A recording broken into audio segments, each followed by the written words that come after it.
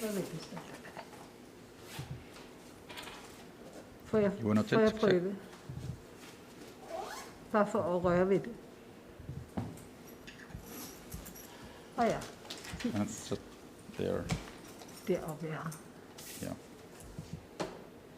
Den har lidt andet. Man skal altid lige lære den at kende. You can go there. Ja. Tak skal du have. Godt. Nu bruger du hellere skifte. Ja, det. Ja.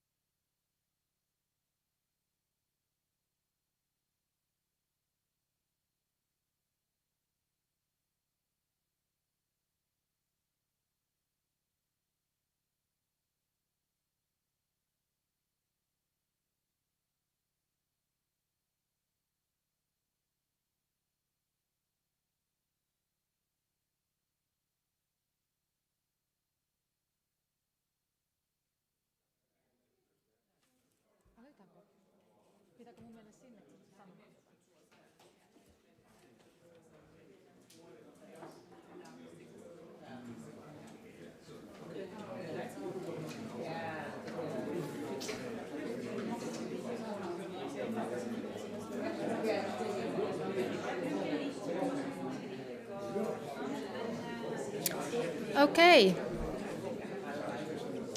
Dear all, let us begin.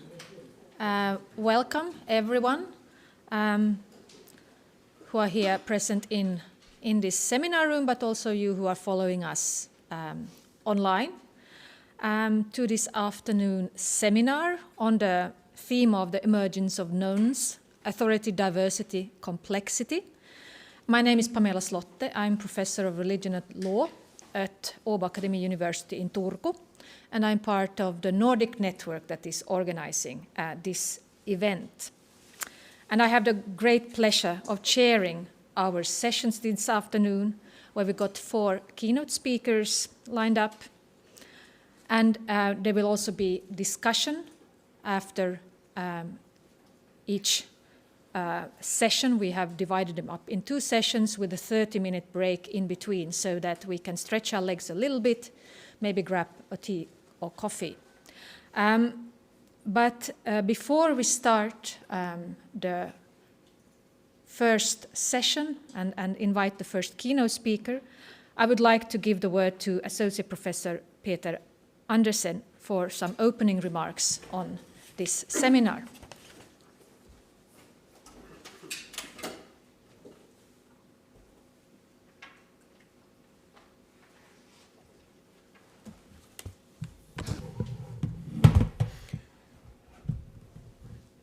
Oh, yes. Thank you, Pamela. Welcome. It's good to see all of you here after so long time that we are at last able to meet in this, under this NOSHS grant.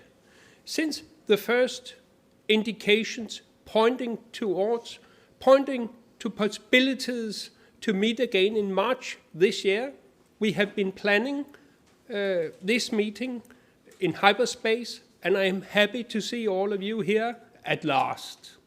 The Finnish group around Kimmo have done a tremendous work to make this materialize. As it's a first meeting of 3 or 4, I shall draw up the line of our work for the coming 1.5 years. We want to develop the complexity approach to religious studies further. And we will soon have apt considerations from Inger Forseth, who introduced the concept to the study of religion in the Nordic setting. Today, we will, as I said, aim a number of keynotes and all of that. And tomorrow, we will present our weak version of the complexity approach for studies of the religiosity in the Nordic countries and work towards forming thematic groups for the further work.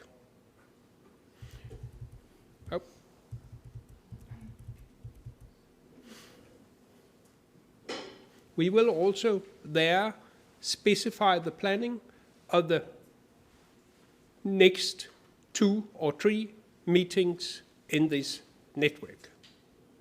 The formal and specific aim of this series of workshops is to produce a joint volume digging deeper into how to utilize the complexity frame of reference in religious studies.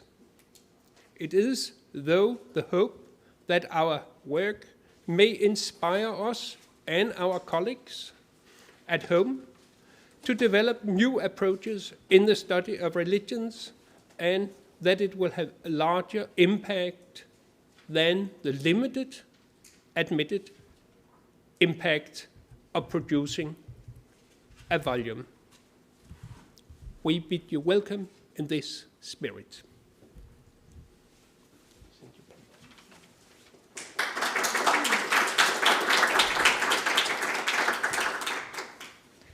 thank you, Peter, for setting out the context within which this seminar and the discussions we will be having will take place. And with that, we can move on in the program, and I would like to introduce our first speaker, Professor Inger Furset, who is professor and research director at the Department of Sociology and Human Geography at the University of Oslo. And just to mention something about her current wide-ranging research, she is co-investigator in the research program Non-Religion in a Complex Future, which engages scholars from both Canada, the US, the UK, Brazil, Argentina, Australia, and our dear Nordic countries. So welcome, Inger, the floor is yours. Thank you, Pamela.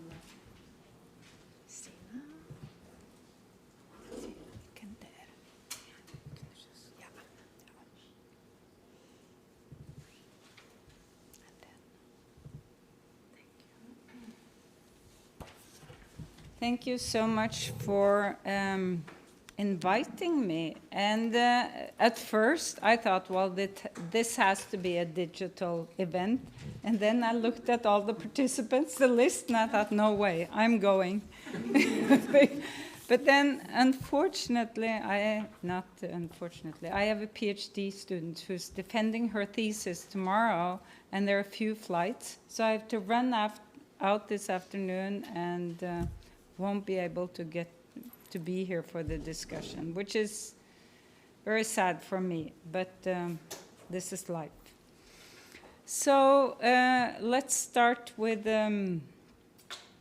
what I will do is talk a little bit about the background of the complexity frame of reference, why, what's the main issues, because although I would like to dream that you've all read our superb book about the Nordic countries, I suspect that most of you haven't. So there's some repetition, then I expand on it a little bit, and then have some critique of the approach, and then a little bit of comments of what Peter and Peter sent out. So it's a little bit of everything here. So why the complexity frame of reference? In the Nordic countries, in the Norel study, where we compared the Nordic countries, we started off discussing secularization theory, return of religion, post-secularity, desecularization, etc.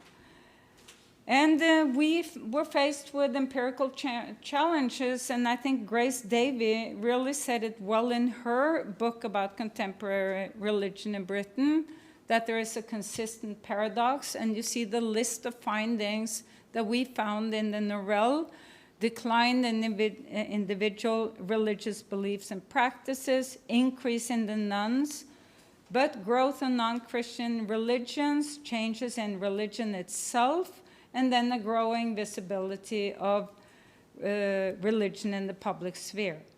And we were struggling to use this theory to explain what we found, because they just didn't cover all of these inconsistencies.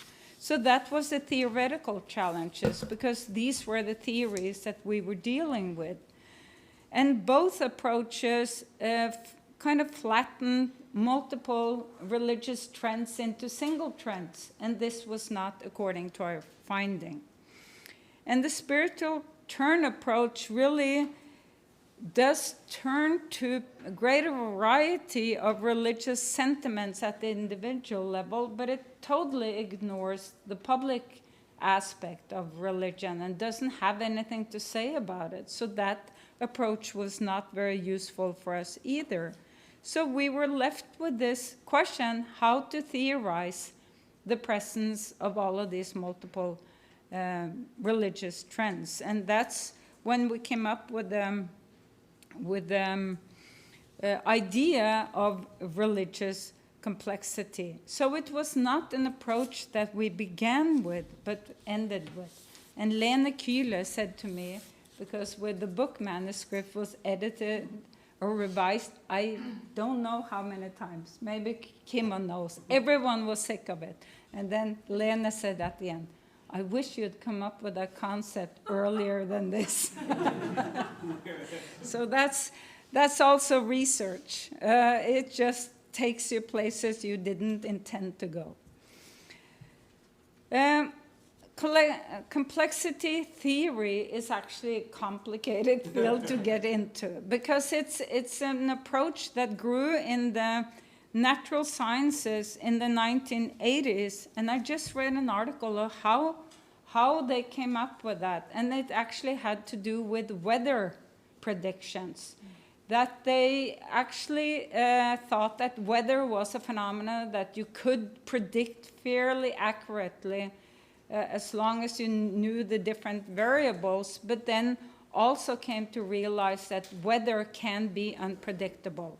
You have what you call complex factors, are factors that are you actually have a phenomenon that is subjective to random incidents. We can look at our cell phones and say they are complicated, but they're not complex because they're not subjected to these random influences. And that's what they discovered in the weather science, that actually weather is subject to random incidents. But then it grew into the social and cultural sciences in the late 1990s. And I think the main point is actually that it challenged theories that emphasize linearity and a hierarchical view of social change.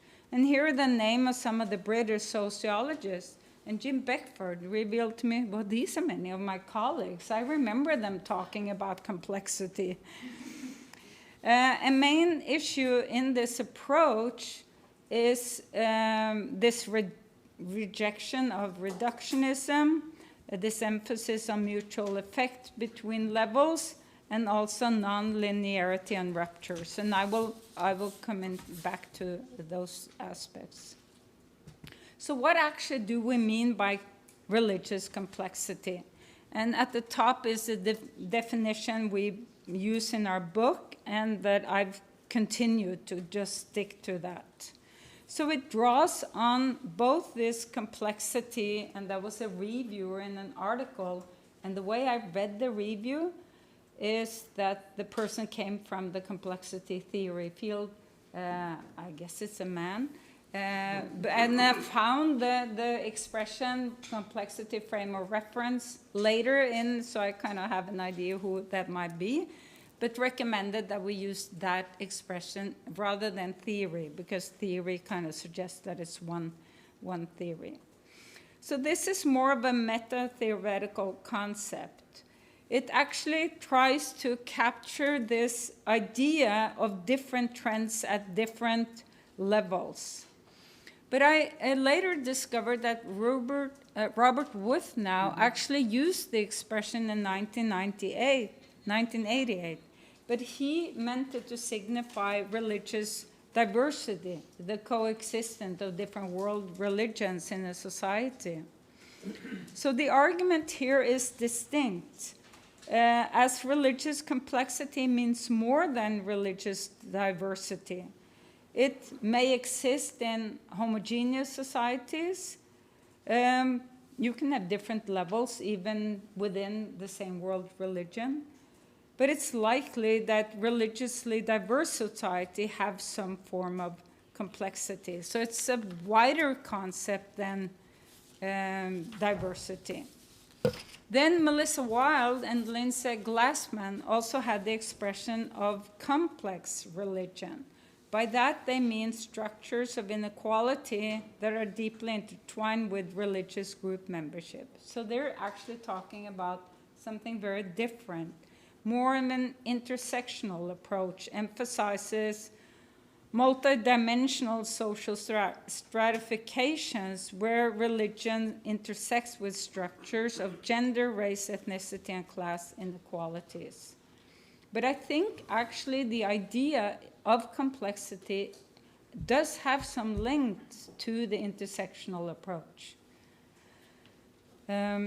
Patricia Hill Collins, for example, talks about complexity all the time without using complexity theory, which she could have done, I think. So a complex religion is different than what we mean by complexity, because religious complexity is more an emphasis of processes of changing religious trends at different levels. And it's not the same as deprivatization either, as that refers to return of religion at the meso level of civil society. So religious complexity is a broader concept, as it means to include the different levels and simultaneous presence of different religious trends at the different levels. So I will follow up by looking at 3 implications of the concept of religious complexity. And for those of you who read my previous work, you will recognize much of what I'm saying here.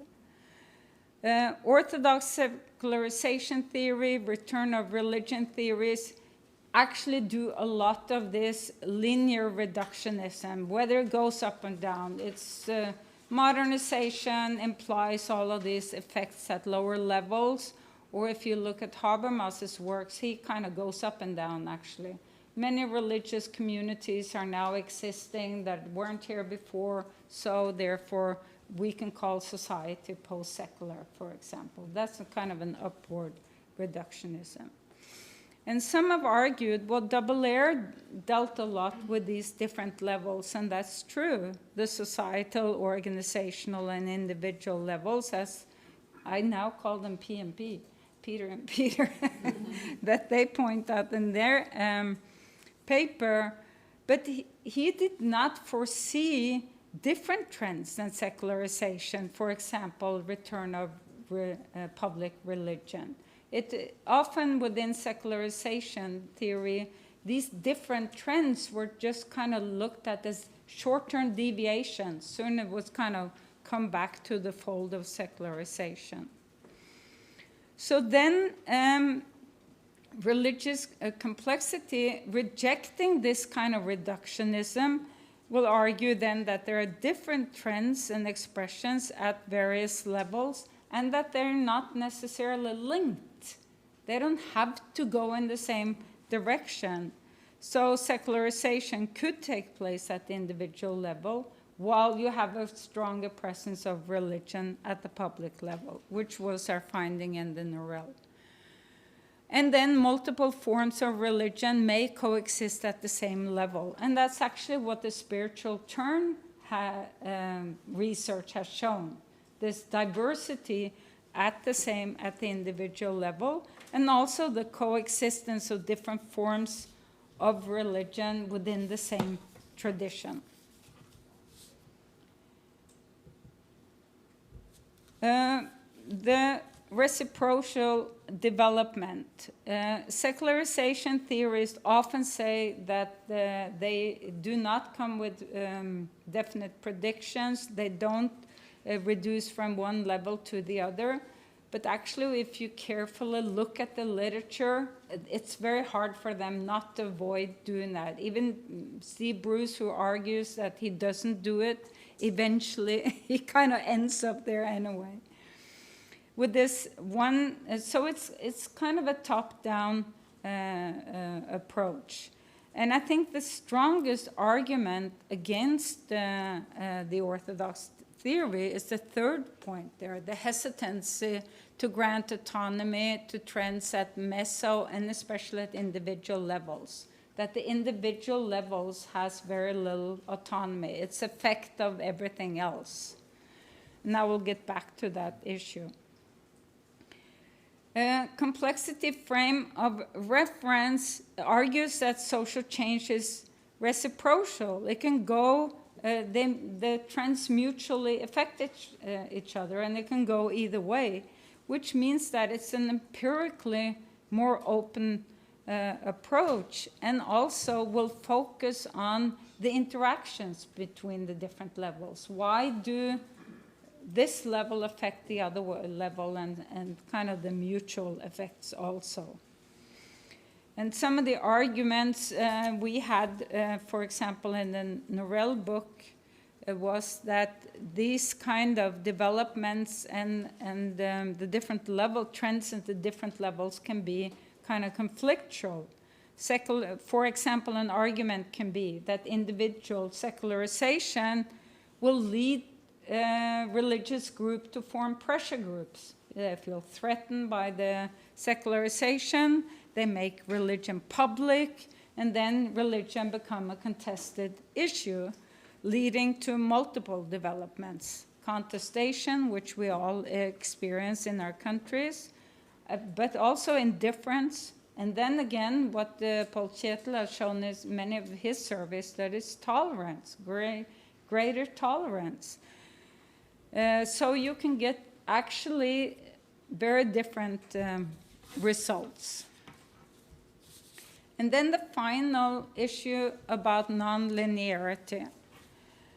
And this is something about, I think, secularization theory is kind of a, I don't know if I should call it trap, but what they often do, and whether you read Brian Wilson or Steve Bruce or whomever, is that the time perspective is very long. They usually go back to the Reformation, and then they kind of take the development from there.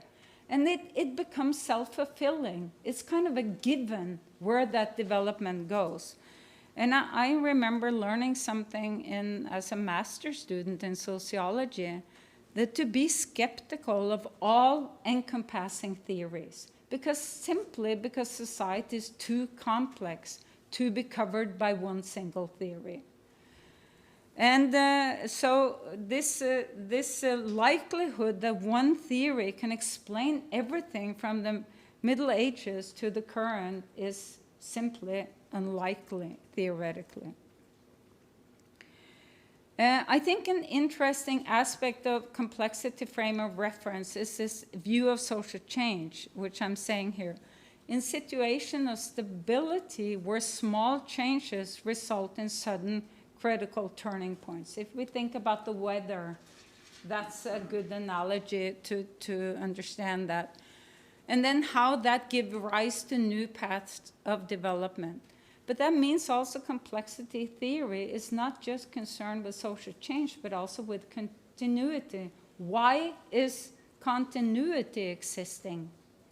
And then, so that's also something that we often don't focus on. Why does something continue? And we argued in the Norell book that some of these, what seemed like sudden changes was, of course, immigration in the 1960s and 70s that presented a rupture in the area of religion. And with the establishment of religious minority that then gave a rise to development with, for example, the states became more involved in the area of religion that they had been previously rather than less, at least part of the state. But I also criticized this approach and looking at social change only from the perspective of path dependency. My argument was that we also should look at change through theories of gradual change, for example, through aggregate processes. For example, changes inside the majority churches, at least in Norway, that was the case, that this separation from the state was actually a long-term process. It started with forming autonomous bodies inside the church, first at the congregational levels, and then later bigger bodies that were democratic. So at the end, it just seemed unlikely for everyone inside the church as well as many from the outside. Why should then the state have something to say about how the church should be run internally when all of these democratic bodies had been developed over almost 100 years?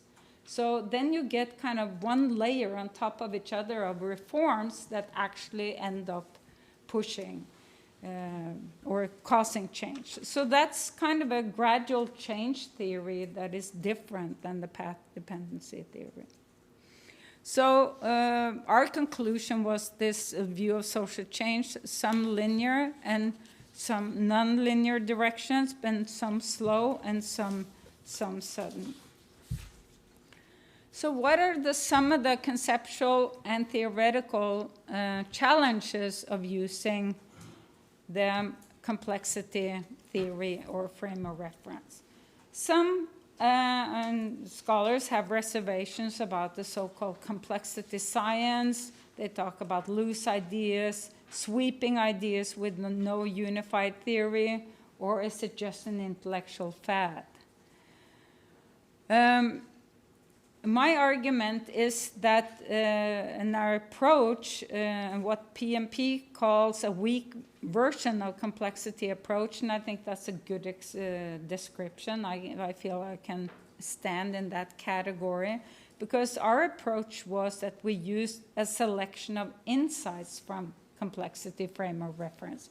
That means we didn't buy the whole package. We used what was useful for us and the way we felt that it explained our data. So is a catch-all phrase of religious complexity useful? Does it really say anything?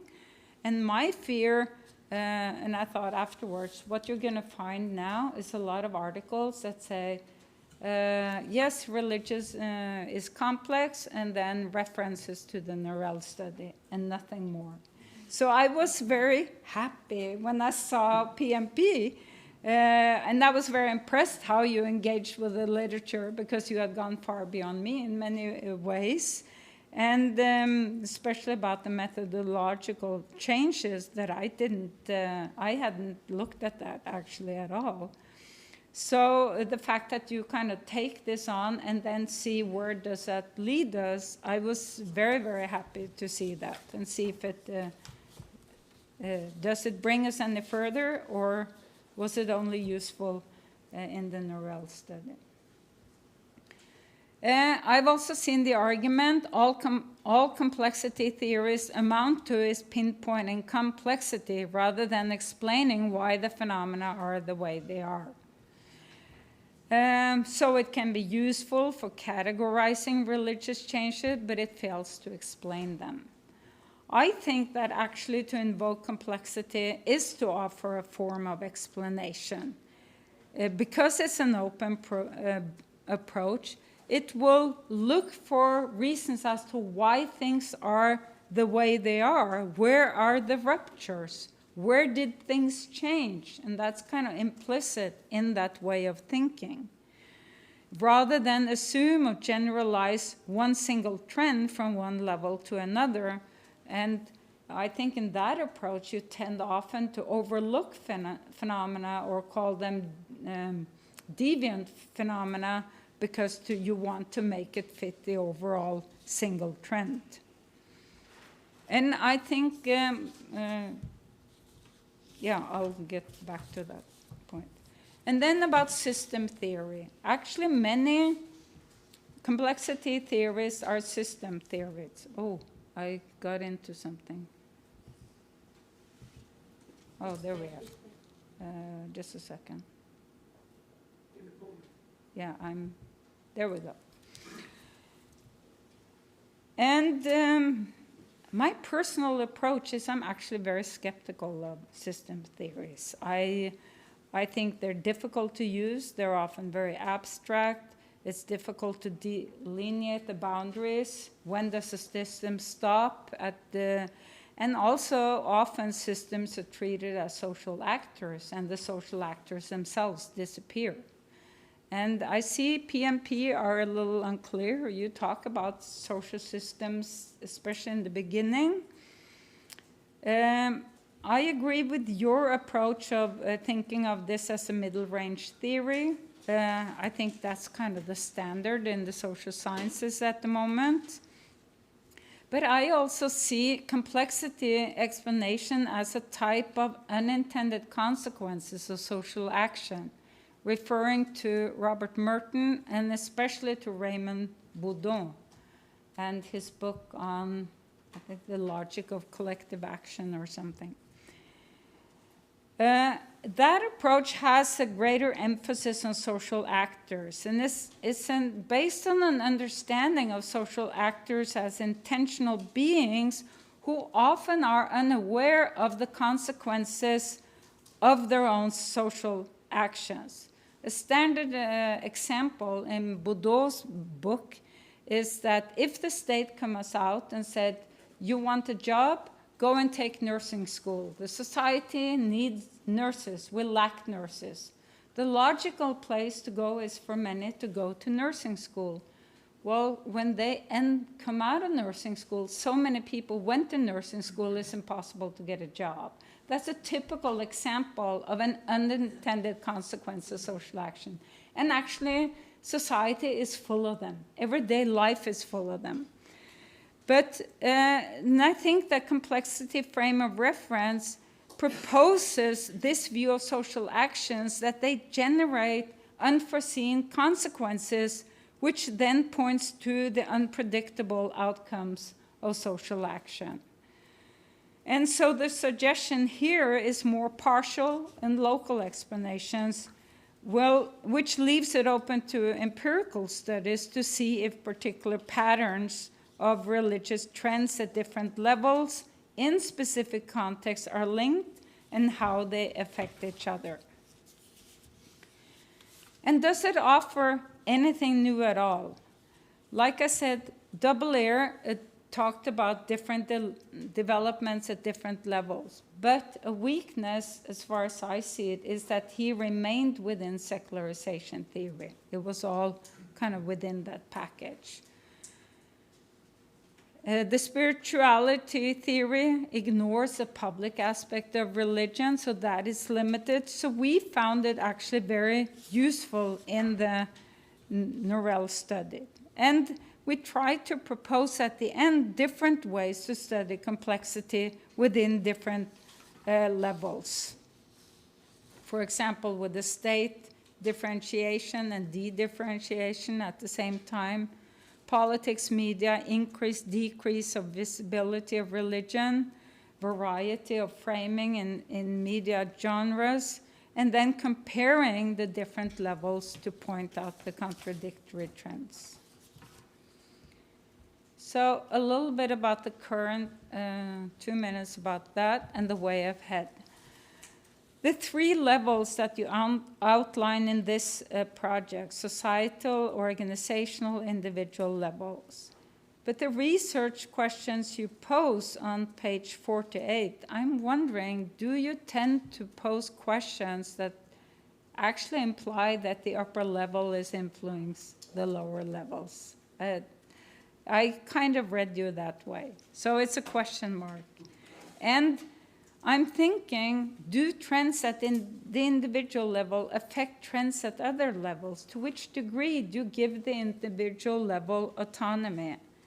The variety is mentioned, the nuns, their view on social issues, spirituality, emotional approach to rituals, healing, etc. But I was trying to think, what is really an interesting question?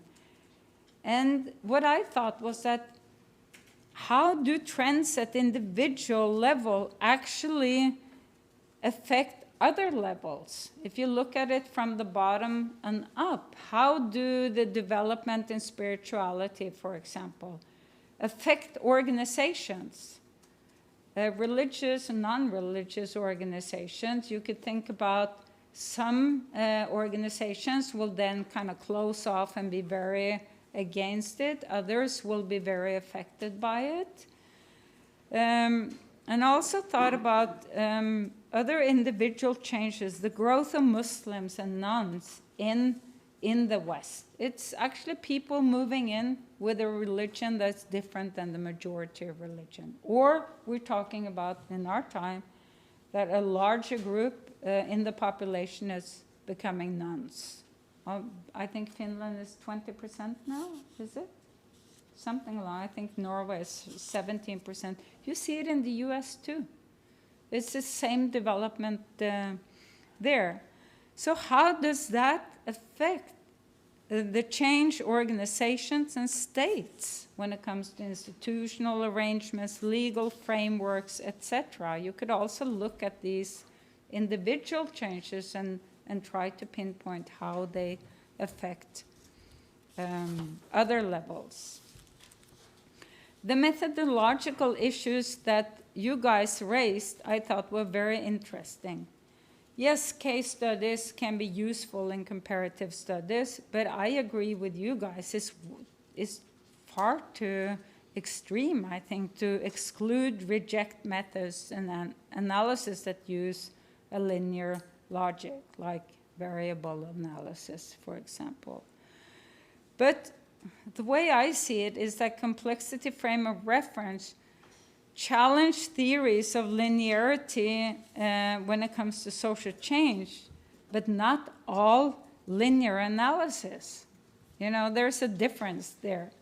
So yes, obviously some of them do, but I think that that's to go too far. And that leaves me to the last point. The way I see it is that the complexity frame of reference is primarily a corrective to all encompassing single-dimensional theories. But that also means that we cannot collapse everything into complexity and argue that everything is unique. You know, then we could stop being social scientists and be historians, but even a poor historian who couldn't say anything more than just the unique little thing. So I think it's always a question, is this approach a useful approach, or is it not useful for what we're doing? And I think I'll leave it at that. Thank you.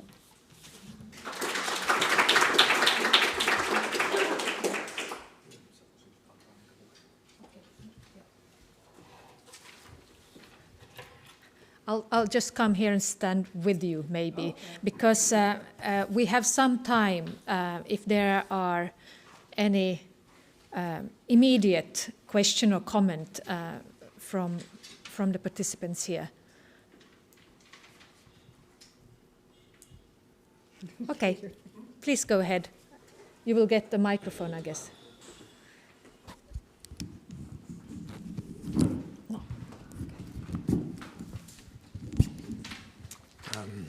This is really interesting, I think.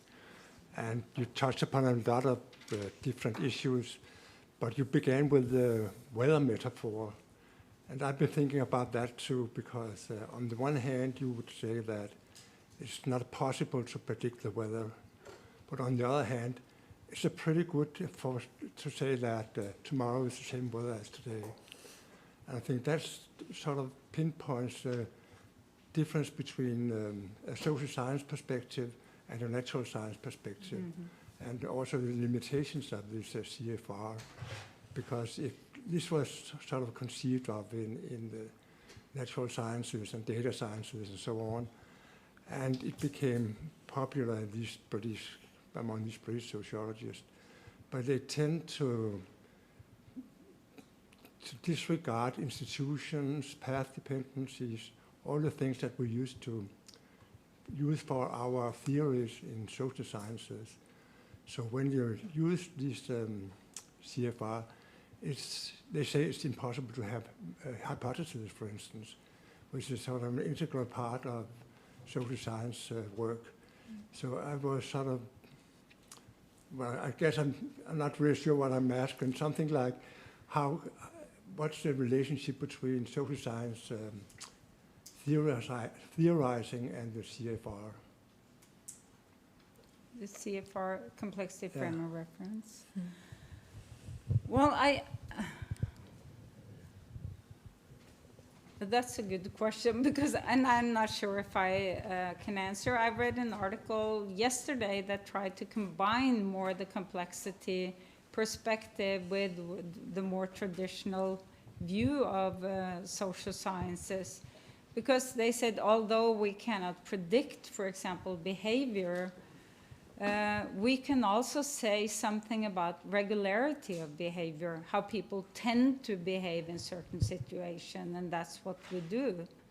So I am not willing to go that far and say that everything is unpredictable, everything is open, everything is complex. We can't say anything. I think it collapses.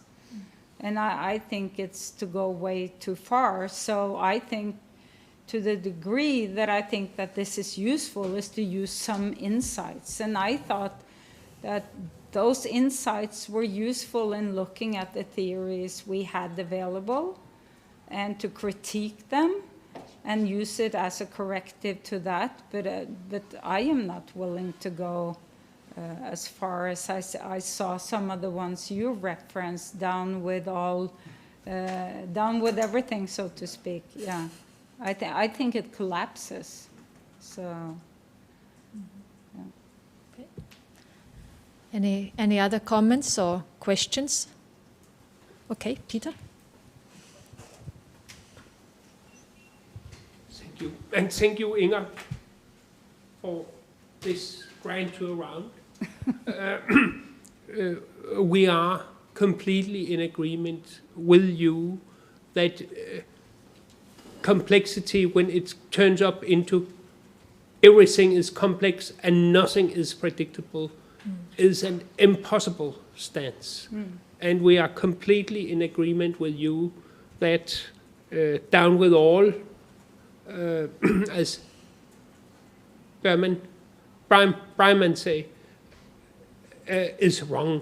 And we hope that this series of workshops will help us into putting things in perspective, that we can see something which is predictable, and where we can see if society put in this kind of change, it may produce, or there is a good chance that it will produce that kind of results.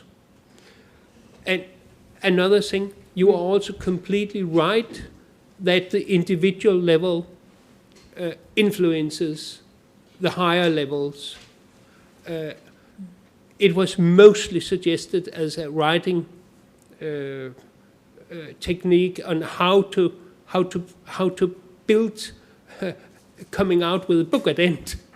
And we will have to discuss how to go, or where to go from individual to societal or to organizational levels. And thank you for an inspiring lecture. Thank you. I just want to add one thing, because I also firmly believe that human behavior isn't totally predictable, and we do have several examples of unpredictable or events that were not predicted. So, someone said something that is almost like a black swan event. Westerners thought that swans were always white until they came to Asia and Australia and saw black swans. So it's, the collapse of the Soviet Union is one example, but we have a recent example. The takeover of Taliban in Afghanistan came as a surprise, now it seems, even to themselves. So why, and that's kind of been the critique against now Western authorities, is that why didn't you foresee this happening, and what actually happened? So we do have obviously unpredictability also. Thank you so much, and thanks for inviting me.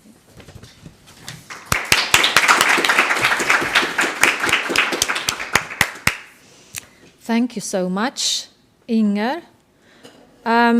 We'll move on in the program. We will have more chance for discussion as well after the next keynote lecture, where the speaker is a long-term colleague of mine, Professor Lisbeth Christoffersen, who is professor of law with a special emphasis on law and religion at Roskilde University, and she's also affiliate professor at the Faculty of Theology at the University of Copenhagen.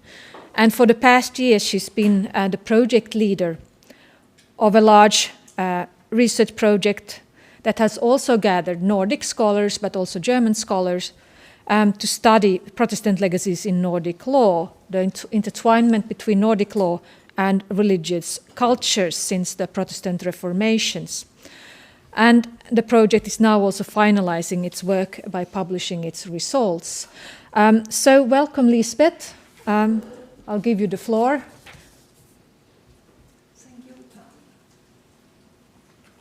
Let me see.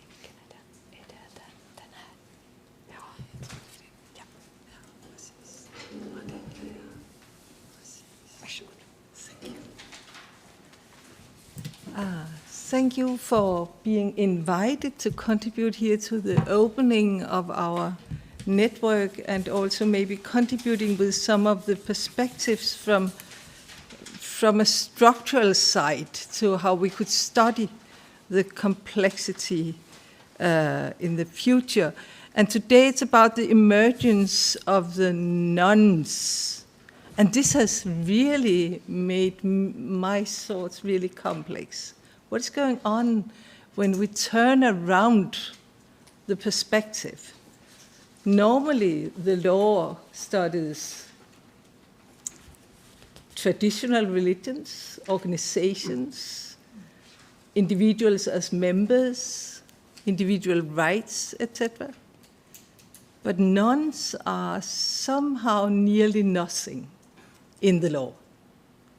And I haven't ended my thoughts about this. So this is a first presentation, a first approach. And I have to start where I am safe, which is how the current Nordic system structure majority systems. And then I'll proceed with minority systems. And then we can talk about nuns. And when I wrote this paper up, I thought of a seminar, and I'm very glad to see a colleague from Southern Danish University here today, because I thought of a seminar you had, Tim, somehow 20 years ago or something. And it was about the definition of religion.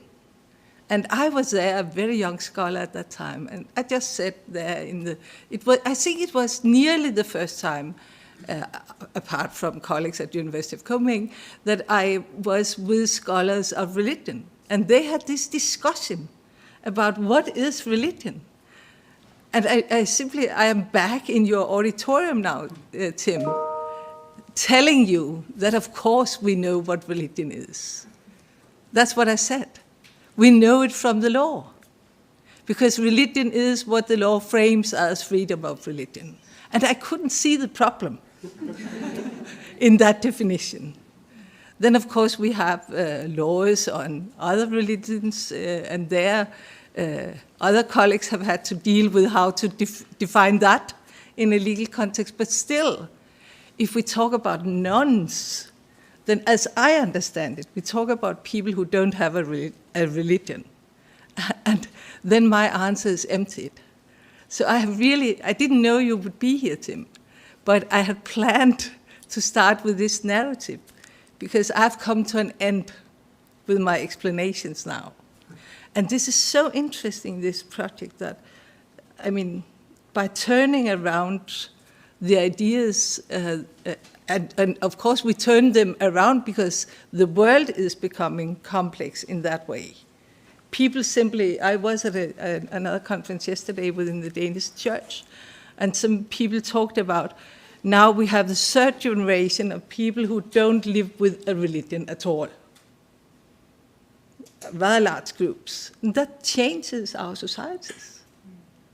At least those part of the societies who deal with religion. I mean, and already there, how many do that?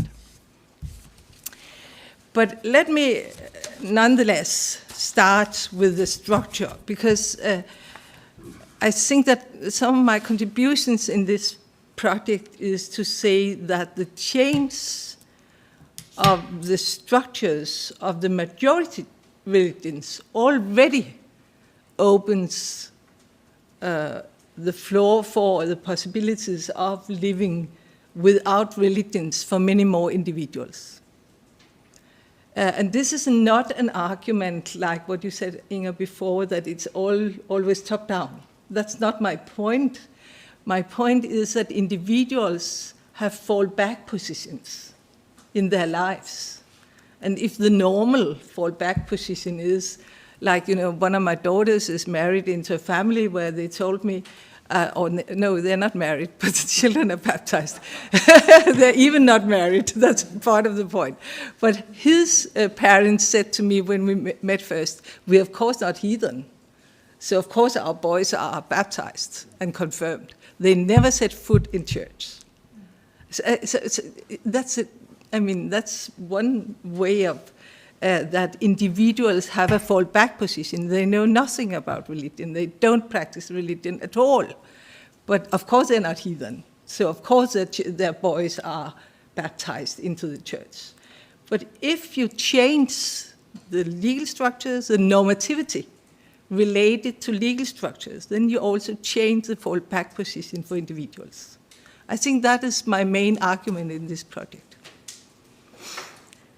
And we do change the general structures currently in the Nordic countries, or you do. You do. We don't, but you do. In all the other Nordic countries. So let's take a walk through at least Norway, Sweden, Finland. I'm not fully updated with Iceland. I have tried to mail friends, but they didn't answer. They had summer holiday, so it's good you are here. But I think things are going on in Iceland too. So if we take the main questions from this afternoon and ask about authority. So the first question is, who has the authority over majority religions? And here is the main change in the Nordic countries, that the state does not have, or Norwegians argue, or people from the Church of Norway argue, that the state does not have any authority over the Church of Norway anymore. I just mentioned that the new Church of Norway is established by law, still established by law. It's not something which is appeared, it's established by law. So when, and colleagues of constitutional law agree, also Norwegian colleagues of constitutional law agree, when you establish a church by law, then you could also take it back into the state.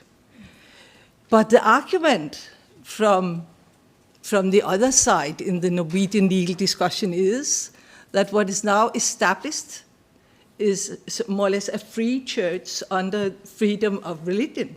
So the argument from the other side is that this new Church of Norway has moved from being part of the constitutional structure to becoming a free church under freedom of religion and having the same rights.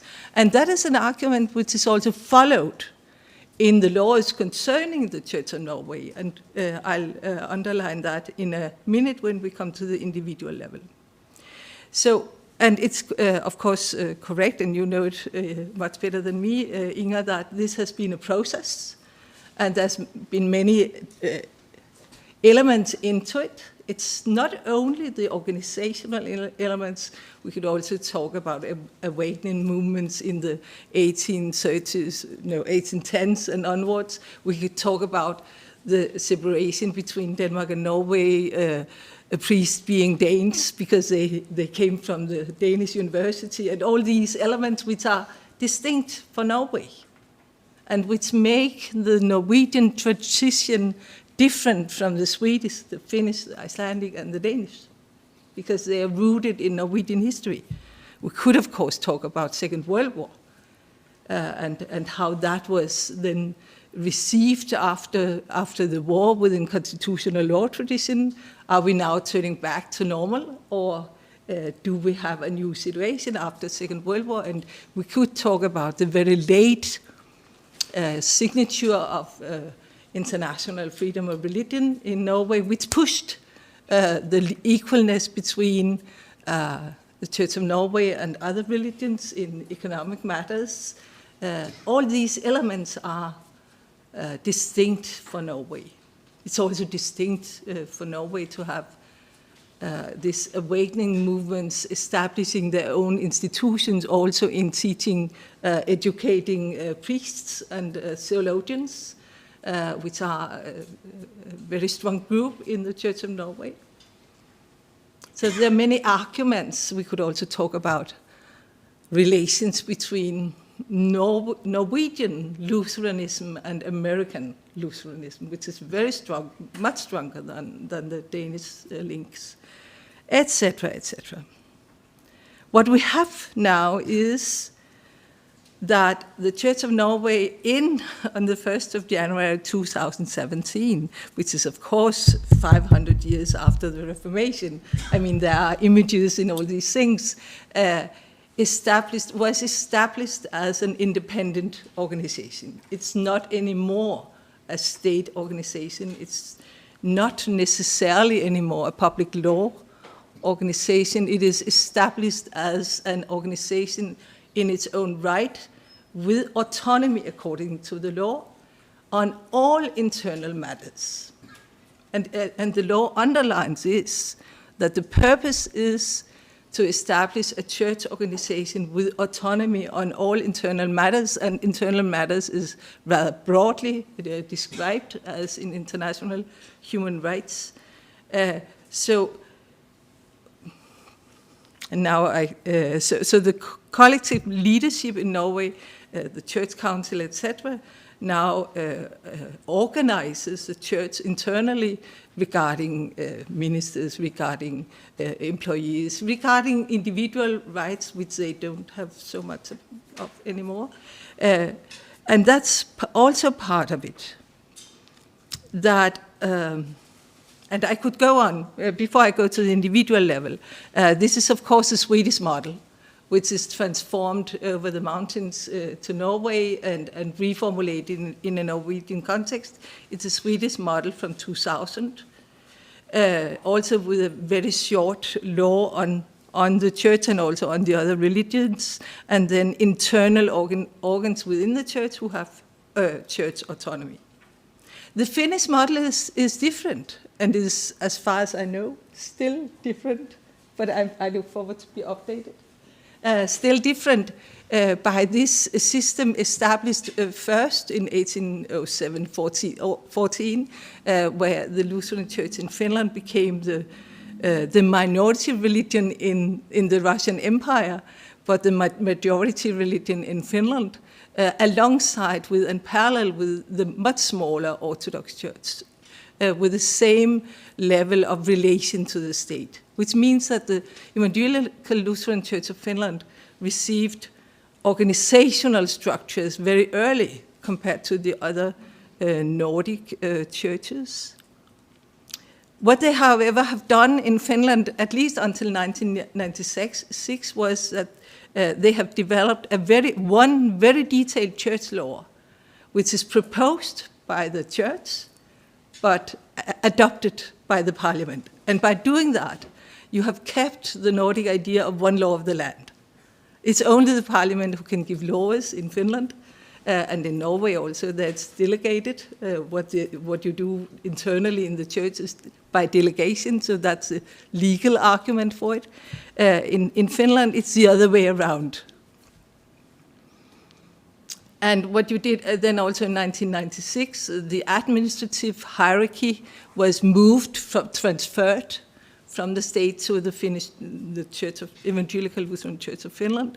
So we have, in Norway, in Sweden, and in Finland, the authority over the majority religion organizationally is changed through these last 25 years. And I don't tell anything new by telling this. And the idea in all the three churches is that there's a collective leadership internally in the church.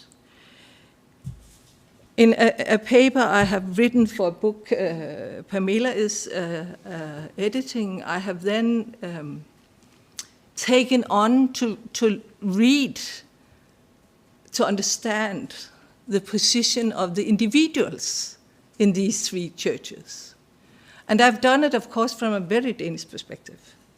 One of the arguments for that the Danish Evangelical Lutheran Church is still partly state administration, partly organizing around local, etc., is that we have a law on membership of the church, a state law. And that law provides individuals with rights. We had a discussion about it over Christmas here, where all the services were closed down. The day before Christmas, all services were closed down.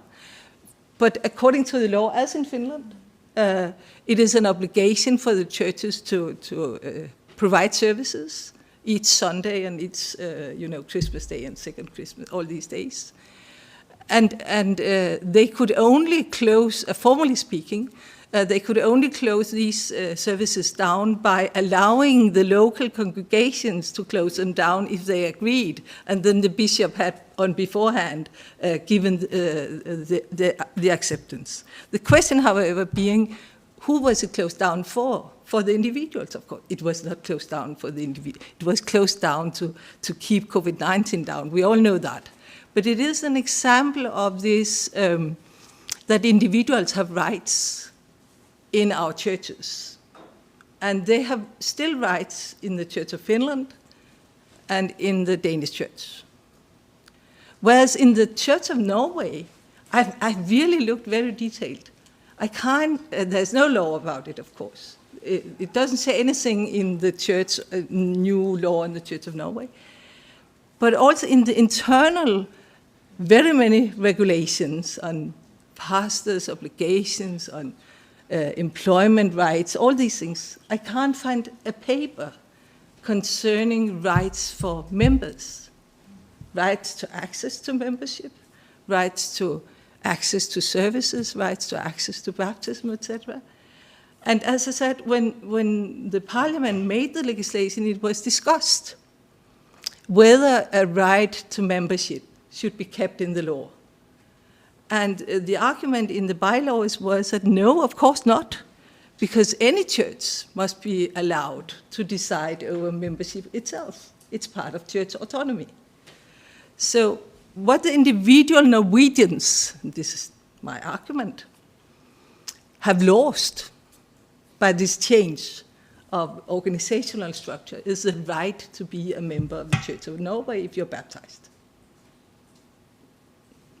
We don't know what the future will bring, and of course the Norwegians will keep their members. That's not my point, socially. My point is that the laws changes the situation for the individuals. This change of organizational authority also changes the fallback position for the individuals. We can, of course, not predict the future. My prediction would be that this would result in a loss of members. In both, and I haven't studied, maybe we can do that, the membership in Sweden. My prediction is that when you change a public organization like this to a company or an association, or what the idea is, with a strong leadership top down, then many of those people who would just like my son-in-law's, what he is really not, parents, they would say, that's not for us anymore. It's a collective with a strong identification. It's not for me anymore.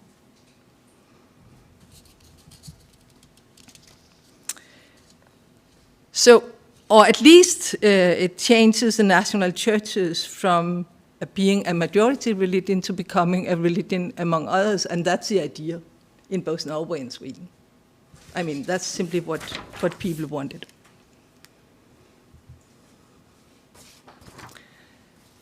Then what about the minority religions?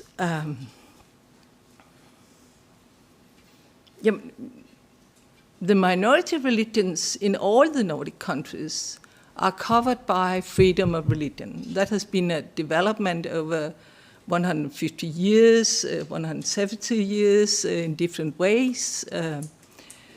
They are, the minority religions in all our countries are allowed as groups of people who organize in a different manner as it's still formulated in the Danish constitution. People are allowed to go together and pray to their God as they wish. So the state level, no, the point of departure is church autonomy for the other religions, the minority religions, and has always been since freedom of religion was introduced in our countries. And this church autonomy could, of course, be broader or more narrow interpreted. But there's no doubt that in all our countries, the tradition has been, since freedom of religion was introduced, the tradition has been that the state should only organize what I could call the external side of the organizations, the relations between these organizations and the outer society. Organizations, Muslims have a right to build mosques, but where could they build them? That's a question for state law. Where could they build them? Catholics have a right to have male leadership,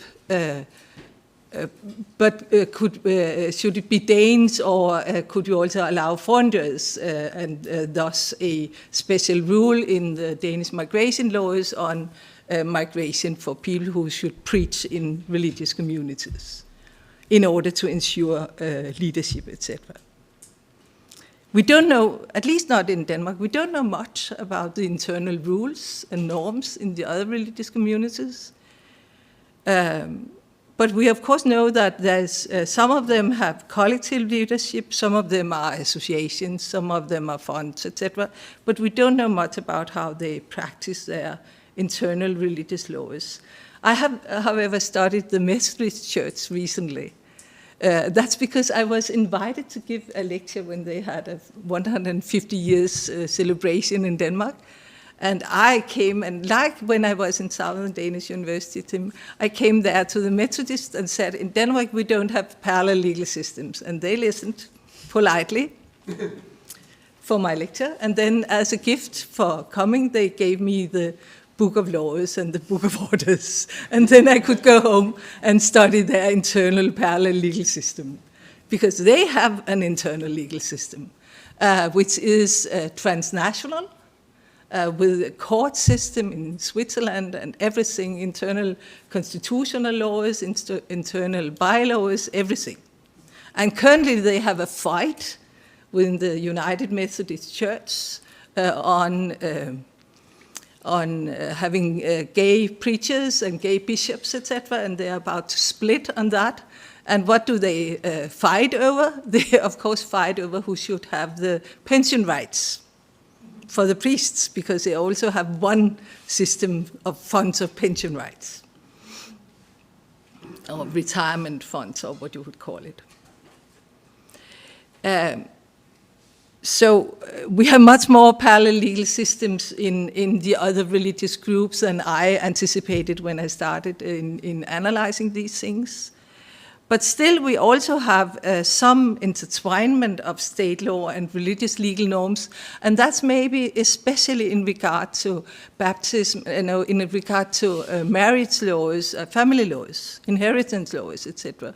Legislative frameworks where the Nordic laws have some strong rules, but also some open norms where you could decide yourself as an individual how you want to combine the legislation, and then nobody can hinder that you, of course, combine with religious norms then. So that is something you're not allowed to do when it comes to marriage laws, but the rest of it you could, of course, combine a legal marriage in one of our Nordic countries where the churches and religions are allowed to marry with civil consequences, and you can, of course, combine with religious norms. And the question is to which extent, and we have a lot of research on that, to which extent that establishes limbing marriages, etc. The old majority religions, the old Nordic Lutheran churches, included a lot of diversity for the individuals as they were. The future will show whether that will still be the situation or whether they will be more confessional in the future. But the religious groups don't have any external pressure in order to establish individual rights or diversity or access to membership or religious services or anything. That's part of freedom of religion, that the group itself is allowed to organize these things, and they are allowed to organize it more narrow or more broadly as they want to.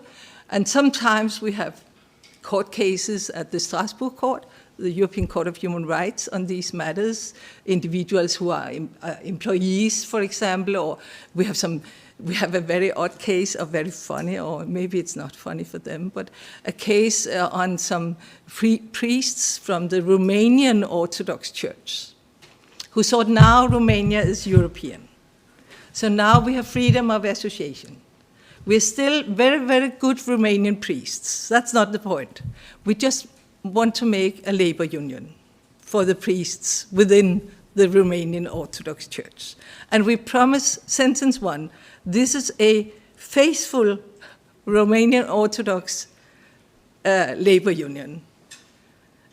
But the bishops, of course, in the Romanian Orthodox Church rejected the idea of a labor union among the priests.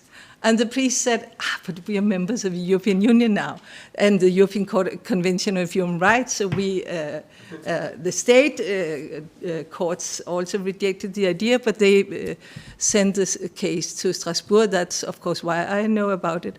And Strasbourg said, of course, you have freedom of association. You can make all the labor union you want. But if we should balance, and now we have to balance now, freedom of religion, Article 9, with freedom of association, Article 11, as far as I remember, then we have to say that if you want to perform a labor union, then you have to find another religious community to do it within. You could eventually establish your own. So the main, there are exceptions, but the main approach from Strasbourg is that diversity is something that you take with you when you leave a religious community. Freedom of religion and the other freedoms are a freedom to leave.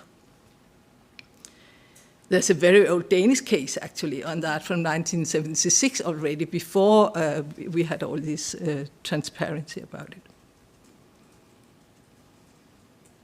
So, of course, also individuals who are brought up in other religious communities than the majority churches must sociologically understand these communities as a natural fallback situation. But I want also to bring into the game here in our research community whether some of these strong organizations also open for a fallback situation as nuns, as maybe the change of the majority structures does.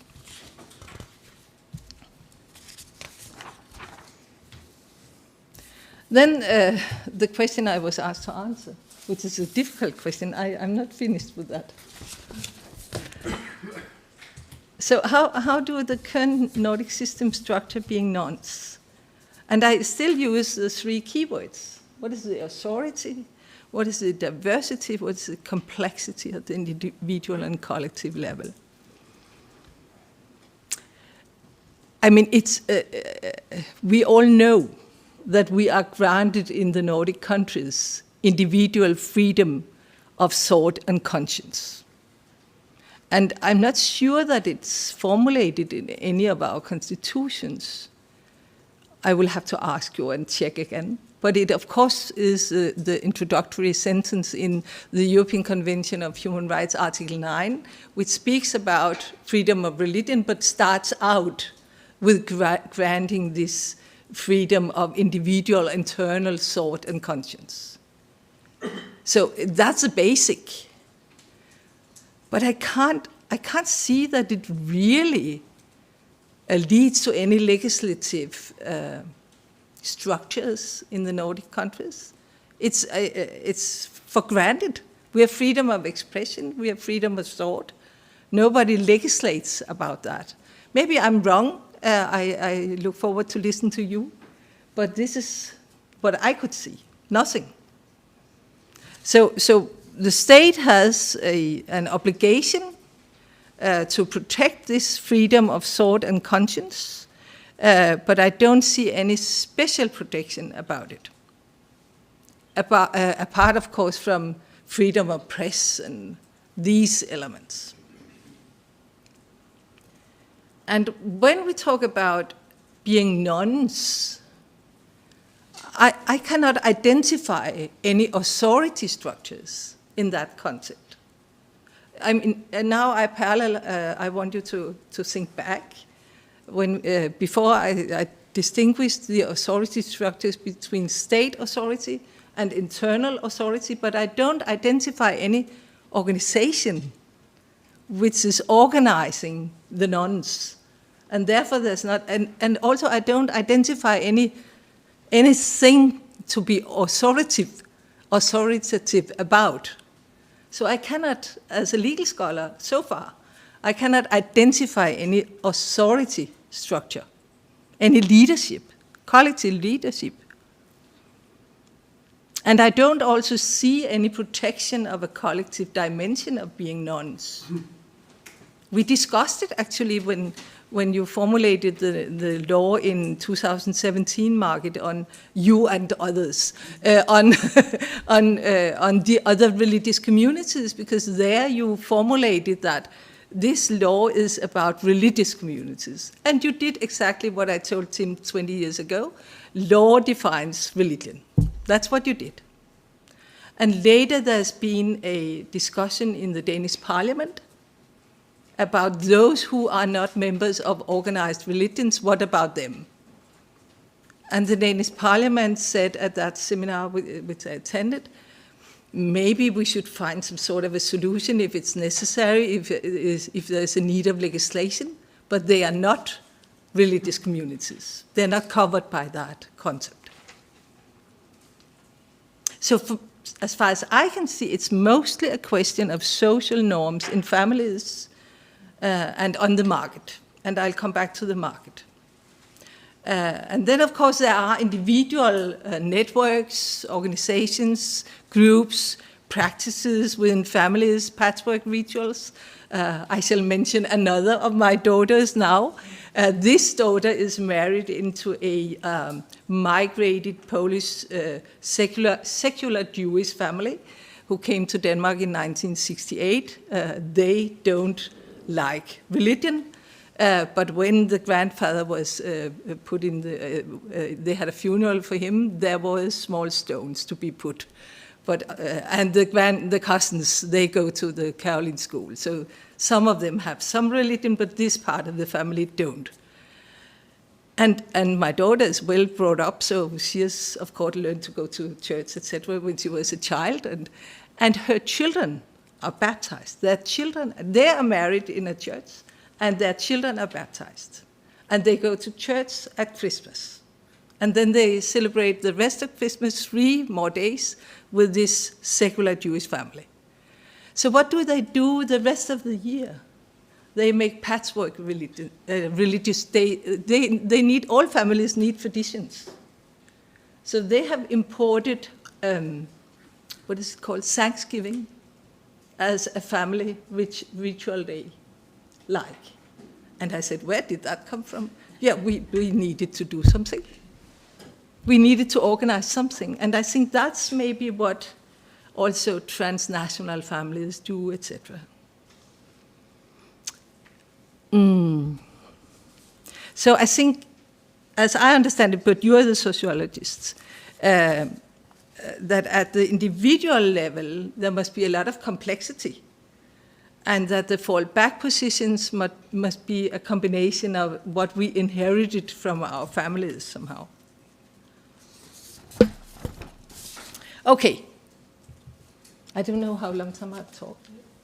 You have talked for about 35 minutes. Okay, then I could talk 5 minutes more. Is that okay? There's plenty of time. Oh, that's great. Good. So what does this is an empirical analysis. And as I said, I've written a couple of articles. I've written one on the Church of Norway, published in a book by Marius Mjåland. And I've written one which is to be published on this cross-analysis on the individual level. Which rights do individuals have in the majority churches? So that's what I'm presenting here.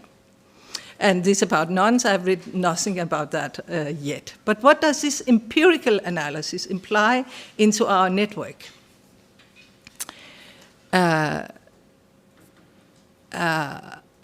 First, the 1,000-year tradition in our countries was that religion was part of the state building. I mean, go to Reykjavik and stand in front of the Nordic house in Reykjavik, and I should have put it in here, then you will see all the Nordic flags, with all the Nordic cross flags, and then the Greenlandic flag. And there you see these 1,000 years, and then the rupture, the change. And we also know this Icelandic history, don't we, about there are two religions in the world and the new one is better than the old one. So therefore now we are all Christians when we meet at Helsinki next year. But if you meet many warm sources on Iceland, but if you meet a warm source, you can get baptized. Question being, that's how I normally end that story, question being whether Icelanders never became Christians, but Iceland was. And that is how more or less for 1,000 years religion has functioned at the state level in our countries. And for the last 100 years or 50 years or something, it's been part of a public welfare organization of society. Which has also meant that internal collective leadership rights has been merged with national collective legislative rights in order to establish rights for individuals. And the current change of structures in the Nordic countries where the majority churches are becoming equal with minority churches when it comes to authority structures opens for a normative change, both collectively and individually, and that I'm really interested in seeing whether this happens on the individual level. From majority religion as a fallback position to any religion as a question of religiosity, meaning that many more people will not be religious in the future. Many more people will in the future become nuns. That's my prediction. Meaning that this change passes the way for the nuns. And then, what happens for the nuns? What happens is that I think that the market will organize it. Some sort of network. I think that the undertakers will organize the market for the nuns. Because and also the market for religious gadgets, etc. Because somehow the central, maybe it's not the only remaining ritual as I've written here, but at least the central ritual which is necessary is to dispose of the dead bodies. And I see the development of disposing over the sea or in the woods, etc., as an answer. Of course, it's not only nuns who do that, but it is an answer for the nuns. Here is a possibility. And a week ago, I, for the first time in my life, attended a funeral, a nun funeral, at a non-religious site. And the first remarkable thing was, and there was is it the undertaker, is that the right? Yeah, there was a female undertaker. She presented herself as and she dressed up with a dress in black and white. and then a small whitish, she looked like a priest. And she organized the ritual because the family didn't want to. So she read the vitae over the man who was dead. She read what the family had told her. She did, of course, not read anything about being created by God or anything. That was not part of the story. But she read his life, his vitae, and then she ended with turning to him. He lay there. It was Holmen's chapel, so it was like a church with a lot of humans here, up here, no crosses, of course, but humans. And the body stood here between us. And then she turned to him, I mean, in dead as he was, and said something like, you came from the earth and you go to the earth and you will again, like in the Christian, but something like that. So it was a paraphrase over a Christian funeral, more or less. All the elements were. It even ended with Bach. I mean, yeah. I think that the market will organize the nuns. And I think that the organizational changes also the fallback positions. And what I also think theoretically is that the question we have discussed very much for at least after 9/11, why is freedom of religion protected as a special right? That will re-emerge. Because if it's only a question of disposing of the bodies, why should then, etc.? I mean, my colleagues, legal scholars, they question whether freedom of religion is a right of its own, in its own right, and we can agree that the rituals, the central rituals, is what differentiates. Bye, Inga. What differentiates freedom of association, freedom of speech, etc., from these other rights.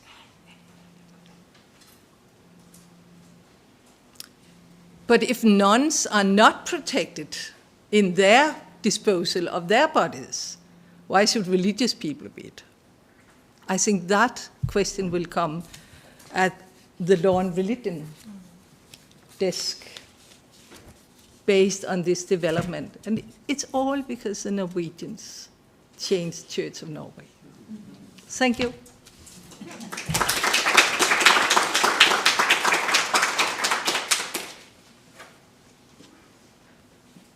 Very good. We have ample time for comments or questions, if there are any. Yes, please go ahead, Margit.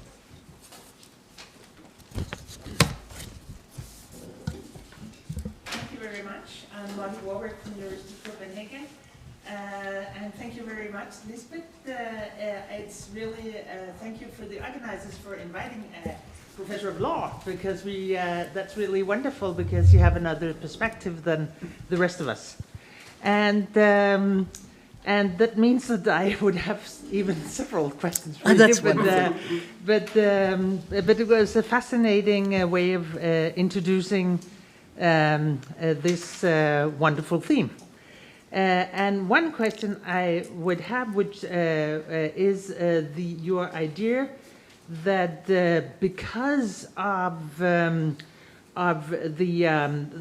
organizing, the new organizing of the churches in the Nordic countries, that they're becoming more and more independent, then you feel that, or you think that you prophesize that, yes, I prophesied that there would be more nuns, and yes. This would be an example, as I see it. This is just a comment, but this, as I see it, this would be one of the many examples about religious complexity. That there are several reasons why there will be many nuns.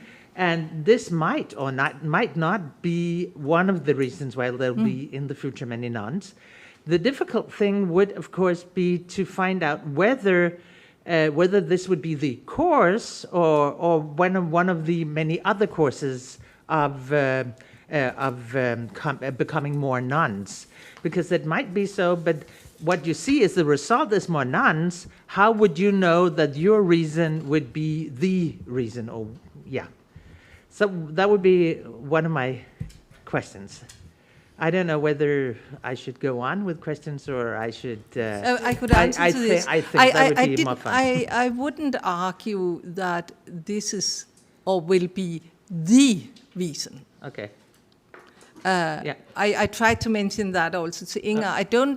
I don't even think that the organizational level or the state level in itself necessarily top-down has this function. I think that individuals relate to organizational level.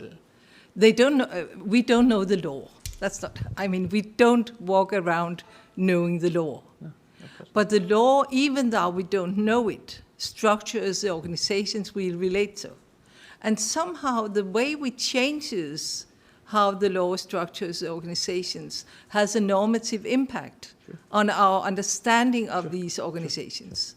And my point is that with this normative impact, there's a group of people in all our countries who traditionally, that's my example with my youngest daughter, who traditionally related to the church because that's normal.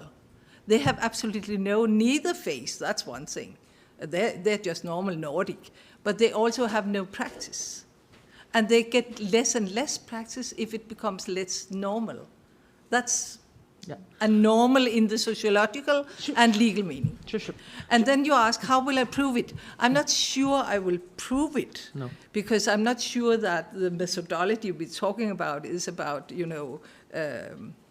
positivist proofs or things like that.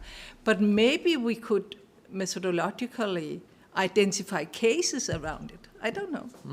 No. Interview families or something. I don't know. That's your question. Yeah, well. That's your problem. Yeah, well. Yes. Then you have. Is that okay? I'm of course interested in the funerals, and I'll give a paper tomorrow about the funerals and the nuns. So, and I agree with you with that one. And also with the market would be an important, I agree with that. That would be important, and I'm looking forward to discussing the funerals. But I was intrigued by your idea of falling back. I don't know whether that is true or not, whether that is necessary for a nun or not, or whether that is necessary at all for anybody. Maybe that's also a question from me to you as a group of sociologists of religion. Yeah. Do people need something, or is it just an old habit because they were brought up as Christians and then they need something, and then in the third generation they will need nothing? Yeah. Football is enough. Yeah. Yeah. I don't know it. But you expect so? Yes. No. It's just that you several times talked about falling back, and we haven't been talking much about falling back. So I thought that would be an interesting expectation, but I don't know. This is as well. Sometimes when you hear, the Danish team and the followers of the Danish football team, 35,000 in Parken here the other evening, then I think this is religion for the future. All the men talk about it. The radio is full about how much the Danes now, our team, this is religion for the future. Thank you.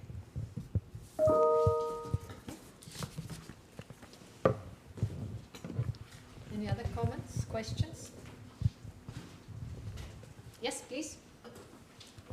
Is that long enough?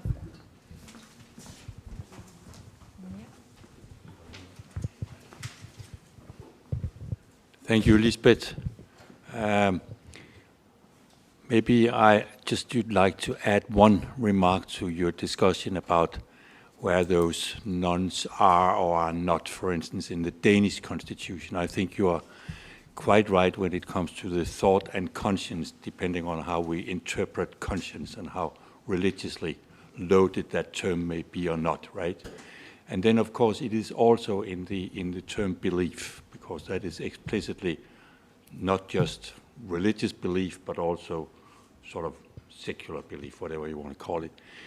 But apart from that, I just want to mention is it Article 70 of the Danish Constitution? I think it's sort of also included in that, which is sort of directed against the discrimination with regard to belief, etc. So it may be there in the Danish constitutional law. But apart from that, I think you're right. But this was also, and that is my probably main comment, part of what Bielefeld complained about when he was in Denmark. So it has been a discussion in the party that Market has been within for so many years, right? And it has been discussed in Parliament. But also Bielefeld, when he did the visit to Denmark, commented on this and said something had to be done. And that was directed against, towards, of course, what you could be called atheists and humanists, etc. But that might include or might not, and I think that's an interesting question, also the nuns, right? But Tim, of course I should have mentioned the groups of organized atheists, organized humanists in Norway. I don't understand them as nuns, but maybe I'm wrong here. I mean, we could also mention the Social Democrats in the 1930s, organizing their own confirmation, and you mentioned, and that I would rather prefer, the secular belief, which is a humanist ideology. But seen from a legal perspective, that would refer to associational freedom and maybe the protection of the right to have that freedom as something special. So I accept there might be something we could discuss in the next 2 years here. But I mean, I have understood the concept nuns even more narrow than humanists and atheists, because atheists have a religion of not having a religion. Okay, I look forward to listen to you. Good. Does anyone want to pick up on this point? Who are the nuns? Yes, please. Just picking up on, picking up on football and your question, your answer to that question about nuns. So if you have a voluntary association, it will usually have some kind of purpose. And so you can have an association for football in one way or the other, and an association against football. But it's just impossible to have an association for people who are indifferent to football. Exactly. And I think that's the case here as well. So you cannot organize against with a purpose that is indifferent or nothing or whatever. So, and that's exactly what I try to frame. Yeah, okay. Thank you for the help. The indifference. Thank you, Lisbeth. It's great.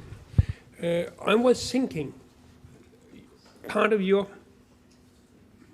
problem, or what to call it, is that the nuns are not represented. Over the Nordic region, we have a number of humanistic or secular organizations. Some of them even develop religious funerals, konfirmationer, all of that. And it is resembling the church version of the same, but they are specifically non-religious. But some of those organizations may eventually apply for recognition for, in Denmark, performing marriages, meaning being accepted as a religion, or other kinds of behaving in the same terms as religions, may, in some countries in the Nordic region, be, declared as organizations who could receive support either collected by the state or from the general tax running round, but support to run their organizations. And in Danish law, it is very clear that a religion have to be religion in kind of the good, old-fashioned, clear, lovable, substantial way. You have to say you are a religion. We shall be able to recognize you as religious. And that's because the Constitution says God. Yeah, but Is oh yes, but you could define such things other ways. Yeah, and I think it could be interesting here in the line of these workshops to focus on what may become of religion. It could be when it's organized under different terms by the different Nordic states. You're fully right, Peter. That's the slide I lack here in this presentation. You're fully right. Because if you take Norway, they are front runners on that. This is the law from 1967 on and ymist annat. Isn't that right? That these the artist and humanist organizations, they are ymist annat in Norway. So you're fully right about that. So maybe my Danish perspective made me blind for that legal trend and that will certainly be part of, if I'm allowed to contribute, part of my paper, my presentation in the next version. How is that not only in Norway, but also in the other Nordic countries? Yes, you're fully right. And that's also, follow up to what Tim and others have said, yes. But it's still a question about whether a humanist organization is an organization about nothing. So it's still two different things, in my understanding.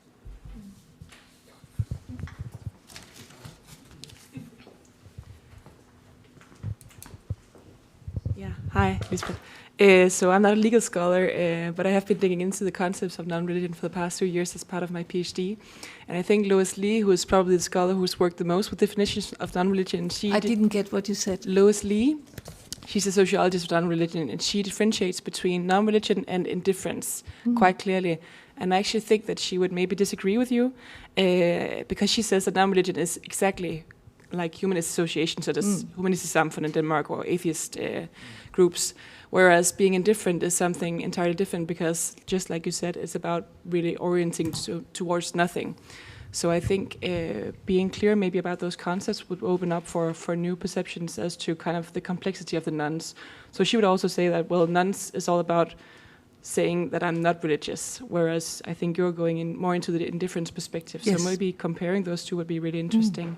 And yeah, just like we also discussed, I think it's really interesting to see the difference between Norway and Denmark. So like you said, Norway is really front runner when it comes to, I think they have almost 100,000 members of Humanistisk Selskab, whereas in Denmark it's only 10% of them. Yeah, it's in Denmark it's always, I think it's almost like 2,000 members, and Humanistisk Selskab has 1,000 members. So I think that really comes down to the position the majority church has in the two different countries. That's really interesting also. So it would be nice to hear you say more about that. Yeah, and I look forward to do that. I mean, this about the 10% of the Norwegian population being humanist has very much to do with how laws and money structure the world. Yeah, exactly. Really, very much. I totally agree, and I look forward, to come and hear your reactions to this distinction between the humanists, the atheist, and the indifferent is very relevant also from a legal perspective. And I will ask you afterwards about the reference. Thank you.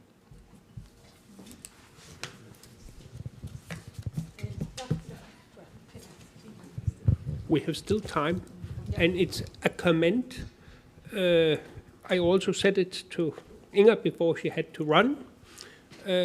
it is that some of the people whom we classify as nuns may be nuns in regard that they say no, no, no, no to all the usual simple questions on, do you believe in this, do you believe in that?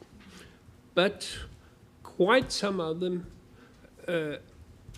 have, Market may say, feelings of nature, feelings of other kind of forces in the world, and when it comes to this kind of other kinds of forces, it easily comes near to other cross lines of division between positivist science and meaning systems. And I think it could be wonderful if someone had the questionnaire covering it from somewhere in the Nordic countries, but I think it's also something we in general should consider in this series of workshops. But it's not. Yes, I want to. It's an addition. Yes, and I want to add to that addition. Yeah. That we happily live in the Nordic countries, where we take freedom of thought and conscience for granted. And we don't need further laws on that. We have the constitutions. And I mean, and the human rights. I mean it. I mean this. So as long as people don't organize in organizations that require money, then the law doesn't have very much to say about it. It's just freedom. And that's also an addition to how we, from different perspectives, analyze different ways of living. Do you agree in this, Pamela? You look so thoughtful. I am thinking. I was thinking. Now maybe I have a question in terms of how to. I was thinking in terms of how to see it from the perspective of, we might want to call them nuns, but we might also want to call them indifferent. And I was thinking about, we were talking about interaction between different levels, and now we have a bit been maybe looking at it through your excellent presentation on how the law has been changes, but I wondered about the perspective of those who want to change the law. You're right about that. And who are the ones engaging, including through lawfare, as we might call it, for purposes of changing the law so as to better guarantee that freedom of thought and conscience. You're right.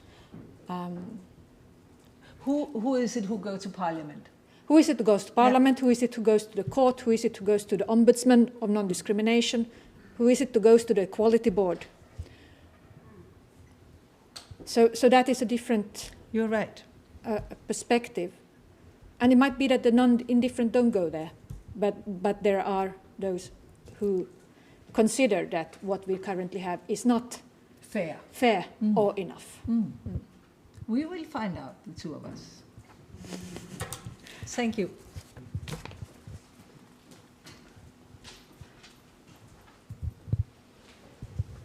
Is there someone else still wants to pose a comment or question? Otherwise, we will have. We need some coffee. A little bit longer coffee break Yeah. and have a chance to stretch our legs. Let's do that. Good. Thank you very much. Thank you.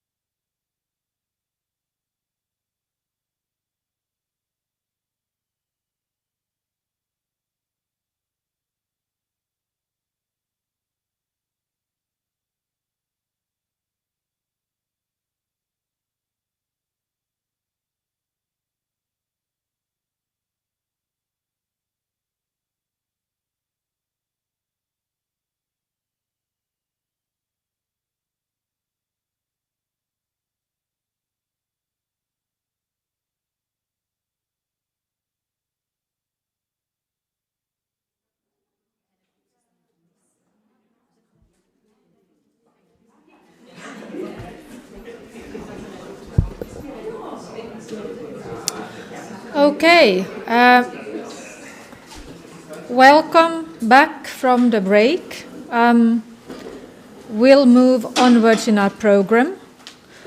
And as you see, our next speaker is Professor Kati Tervo-Niemelä, who is Professor of Practical Theology at the University of Eastern Finland.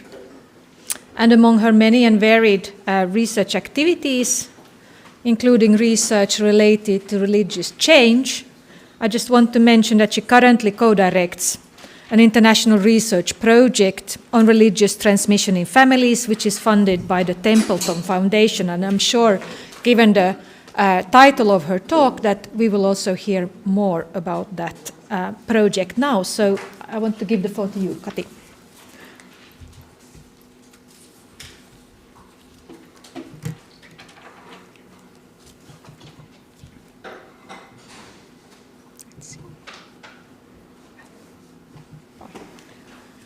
Thank you, Pamela, and thank you, everybody, for being here. And it's great to really be here face to face and not only see you from the screen, but really sort of feel you here. And that is wonderful. The title, as Pamela told, the title of my paper is Raising to Nuns. And this paper is sort of co-authored with my two colleagues, Jenny Spannari and Laura Kallatsa. And this paper is, like Pamela suggested, this is linked to our Templeton-funded research project, The Transmission of Religion Across Generation, a comparative international study of continuities and discontinuities in family socialization, that I am co-directing. And this, if I will say just a few words of this project as a whole. The aim of this project is to look at the transmission and non-transmission of faith and values across generations, how that takes place, and how that takes place within families and across generations.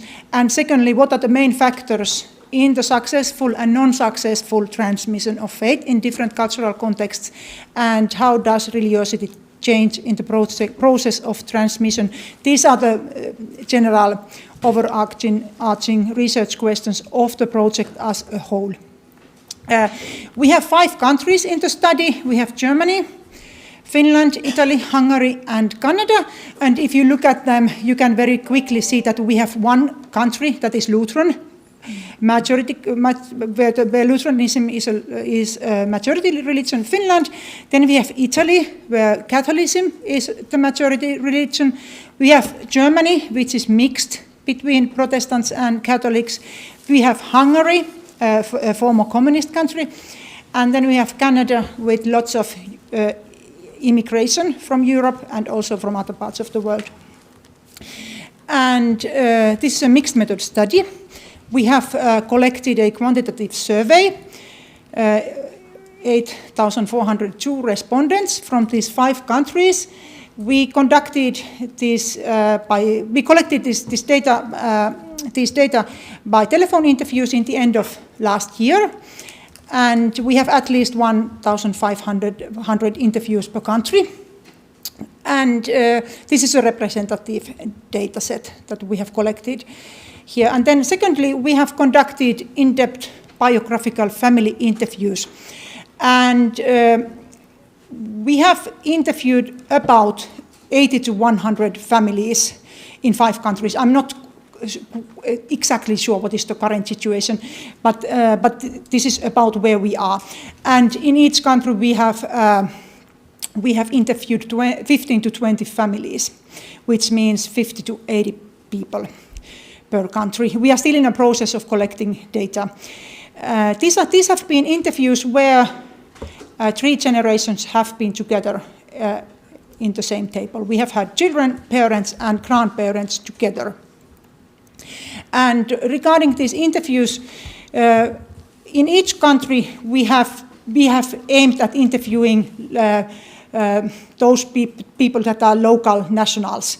We are not aiming at interviewing immigrants, or this is not an immigrant study. This is a study of Finns and Germans and so on. And so regarding Finnish interviews, the criteria is that family members are Finnish. There are members from 3 generations available for interview, and youngest generation, which we call G3, generation 3, interviewees are at least 15 years old.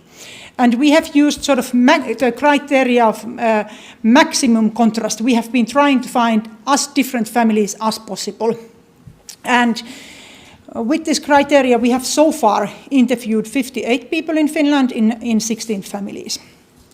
And these families that we have interviewed so far, they are listed here. We have evangelical Lutheran families where all the G1, G2 and G3 generation all are Lutheran. Then we have Orthodox families, we have atheist families, non-religious family, different kind of mixed families. And we have families with continuity and families with discontinuity and change across generations. And so these interviews have been interviews where the family has been brought to the same table. This is one example from family number 19 in Finland, where I was an interviewee. We had daughter who was 15 years old. Then we have her father, mother, and mother's father and mother's mother in this discussion. And when we think of these interviews, in practice, there is not only one family that is present in the interviews, but there are plenty of families. There is the family of father, there is the family of both grandparents, there is the family of father's father and family of father's father's father. So people think of lots of families. So from one interview, we actually get data from plenty of families. And also in one family, there is not only one story, but there are stories of many families. And these stories can be very contradicting as well. This can be, in the same family, there can be stories of very religious families, atheist families, even in families that seem to be very religious. There are also very kind of mixed stories inside the families. And also, reasons why we put these people together into the same table, there were lots of reasons for that. First of all, we wanted so that the family members could activate each other's talk. That was one of the aims. But there were also other aims, like through these family interviews, we were able to observe also lots of things that were not spoken out, like power relations in this family, closeness in this family, warmth in this family, and lots of different things that is not easily spoken out. And we started these interviews, always we started with the same question. We are interested in how you have passed on values, beliefs, and in general, what is important to you from one generation to the next, and what has changed in the process over time. Can you tell us what it is like in your family? And our aim was that the family would speak freely after this. And we tried to intervene as little as possible. Some of the families, just posing this one question, they spoke for 2 hours before the interviewer had to say anything. But we also had families where talking was difficult. As many of you know, for Finns, talking is difficult. So, and actually, in order to overcome that problem of Finnish people not being so prepared to talk, we started with drawing. We gave each family a drawing task before we started the actual interview. We asked them to draw on paper what has been. Could you draw or write on the paper what has been meaningful to you in your, if you think of your religiousness or non-religiousness today, and how you think of religion, who or what has been meaningful to you, and we got lots of drawings from that, and that helped them to talk. And in most of the interviews, that was very helpful. So, but what I will talk today is, I will look at the non-religious in our data. First, I will first concentrate on the quantitative data, but I will bring issues from the qualitative data simultaneously, and if I have time enough, I will end up with the results from the qualitative data. Anyhow, starting with the simple question, how is the share of non-religious changed in the 5 countries, Finland, Germany, Hungary, Italy, and Canada? Secondly, how are non-religious raised? To what extent is non-religiousness a matter of continuity and discontinuity in families? Is it a family thing? Thirdly, how do religious and non-religious families and upbringing or childhood differ? What is different in these families? And finally, what creates continuity and discontinuity in religion and non-religion? These are the questions I will try to answer based on our data. First of all, how should we measure non-religiousness? This is an ongoing question and debate, we all know this, but looking from our quantitative data, if we mean by non-religious those who have no religion, if we look at those, we find out that 29% of our respondents in the 5 countries do not have religion. And just showing how this goes in these 5 countries. First of all, we have Catholics in these countries, mostly in Italy and Hungary. And then we have mainline Protestants, mostly in Finland, as we all know, the Lutherans. And then we have other Christians, like Pentecostals, evangelicals. We have a small minority of Muslims. And then we have other non-Christian groups. And then we have those that we are interested in, those with no religion.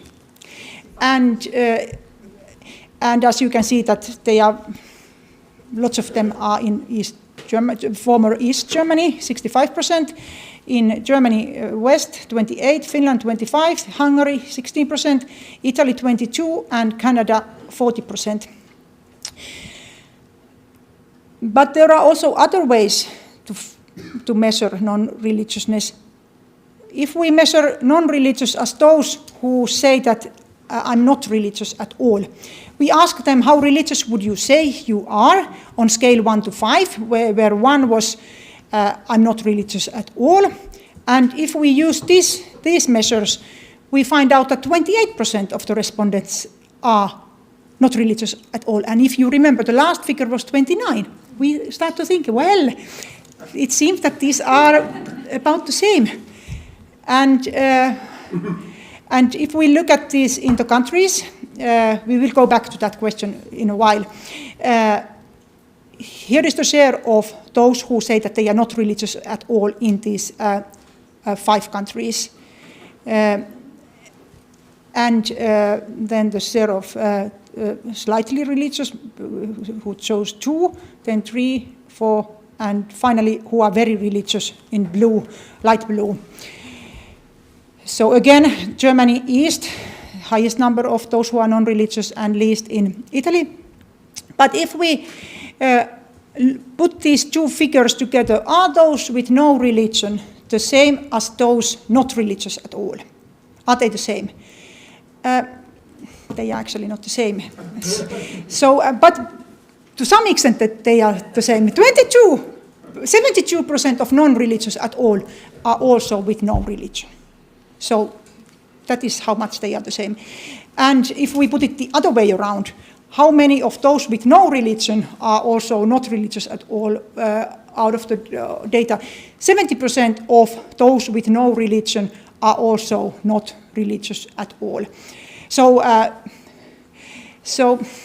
we have to decide which measure we are using. And if we look at these in different countries, how they differ, the share of non-religious in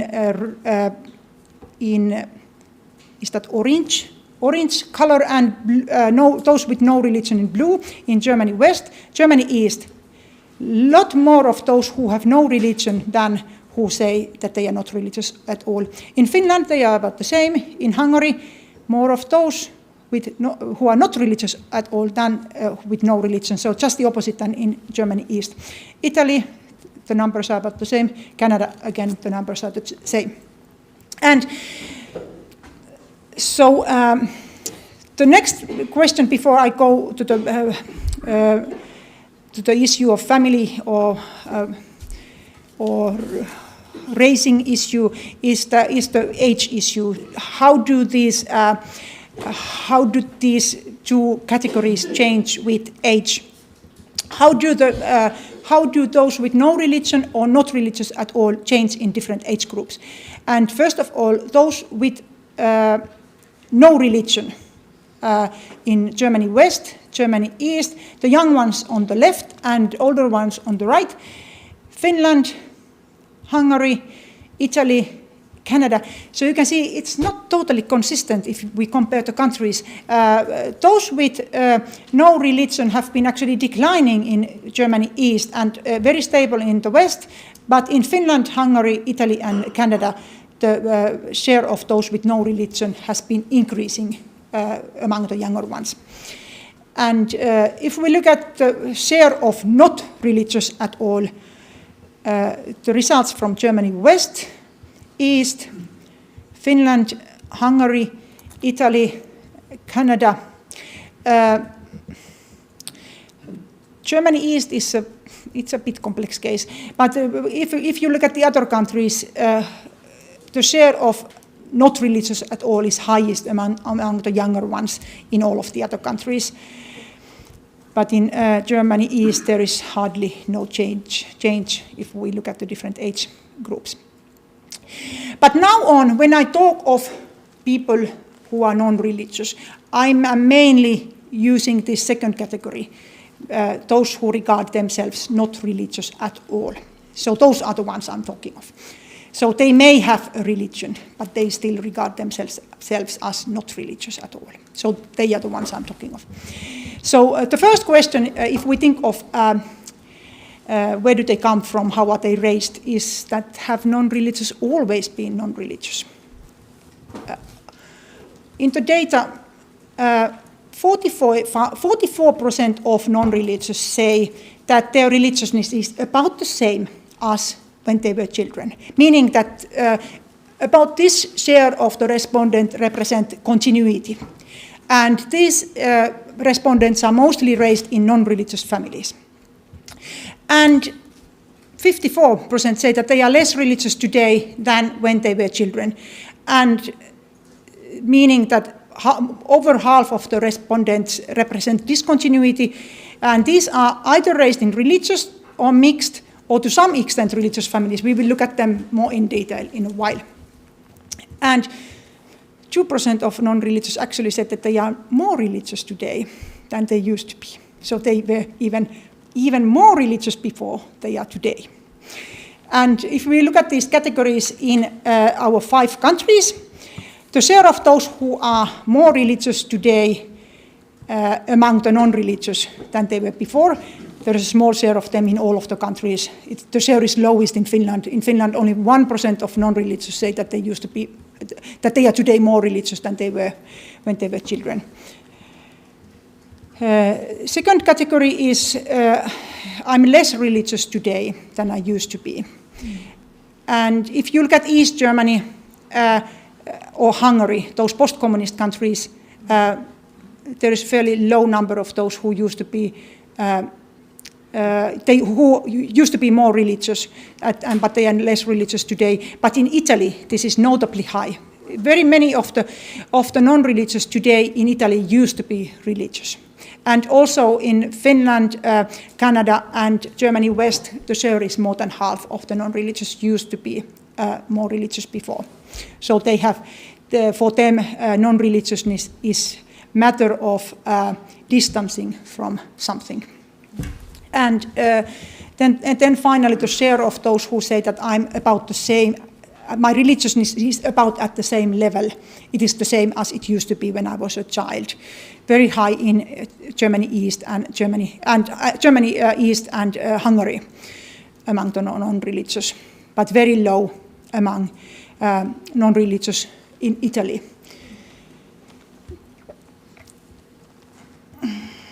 So, moving to the role of religion in childhood among those non-religious today, continuing the same issue a little bit more in detail. First of all, 42% of non-religious people in these 5 countries come from homes and families where religion played no role. It had no role in a scale from 1 to 5. Thinking of your childhood family, what kind of role did religion play in your family? 42% say that it did not play any role. So these represent continuity. And secondly, 23% come from families where religion played a small role, who chose 2 on a scale 1 to 5, meaning that altogether these make 67%, 2 out of 3 of the non-religious who come either from non-religious home or homes where religion only had a very, very minor role. But 70% say that their family was somewhat religious, 9% say that it was fairly religious, and finally 7% of the non-religious come from very, very religious families where they say that it played a major role. They chose this option 1.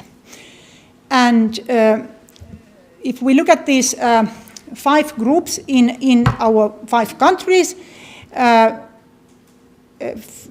non-religious from families with where religion played no role, the share in our 5 countries, again, as we can expect, the share is highest in Germany East and Hungary and lowest in Italy.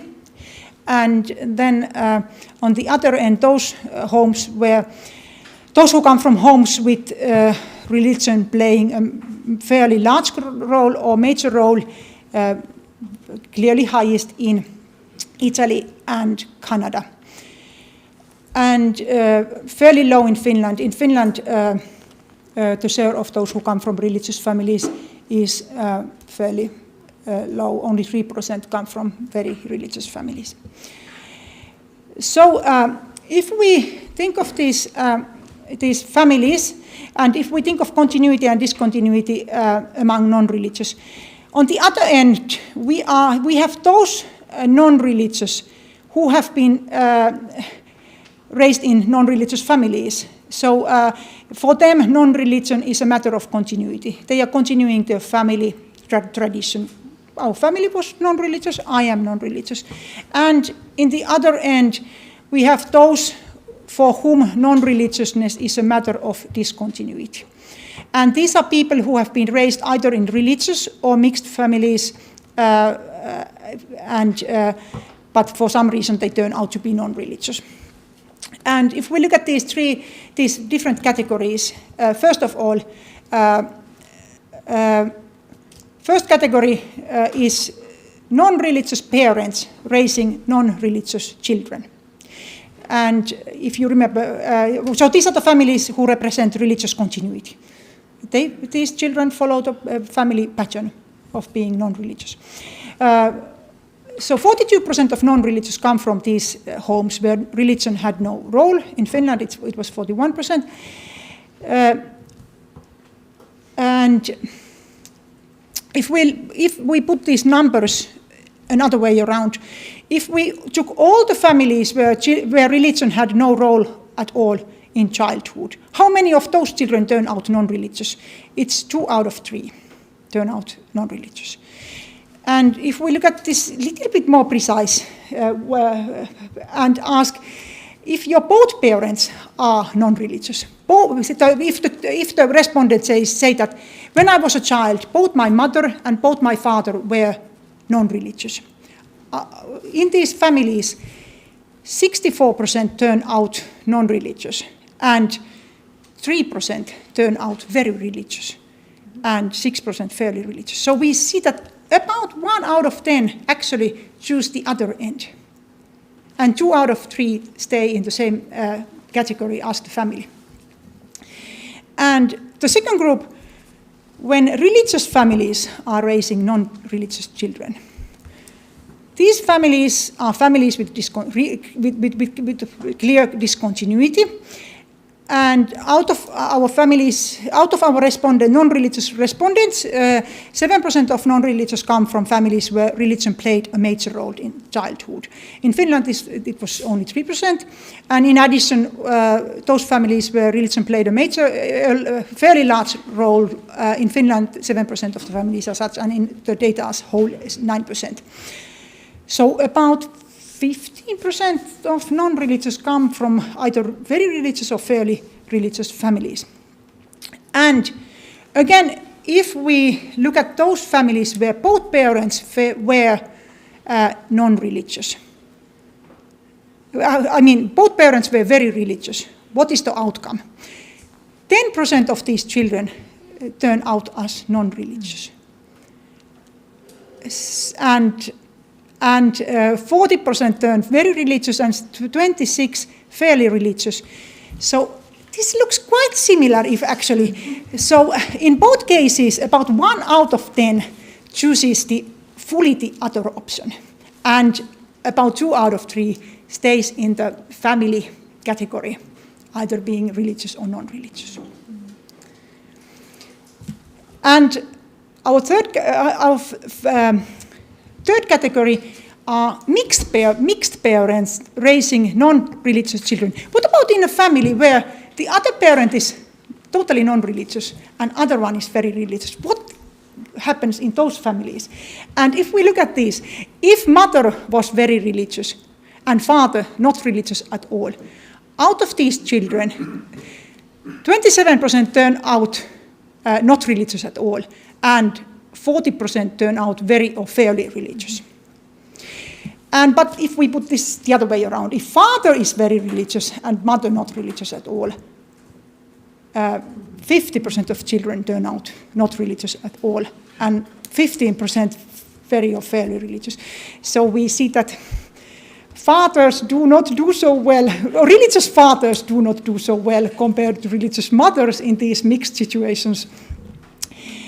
But if we further on look at these non-religious coming from religious homes, what is typical for them? First of all, they are more likely to come from Catholic families. 55% our respondents who are non-religious coming from very religious families are Catholic. And compared to the rate in the data as whole, it was 46%. And this links to the fact that many of them are from Italy. This is overrepresented in Italy, this category. But secondly, they are also more likely to have a background in evangelical, Pentecostal, and Free Church.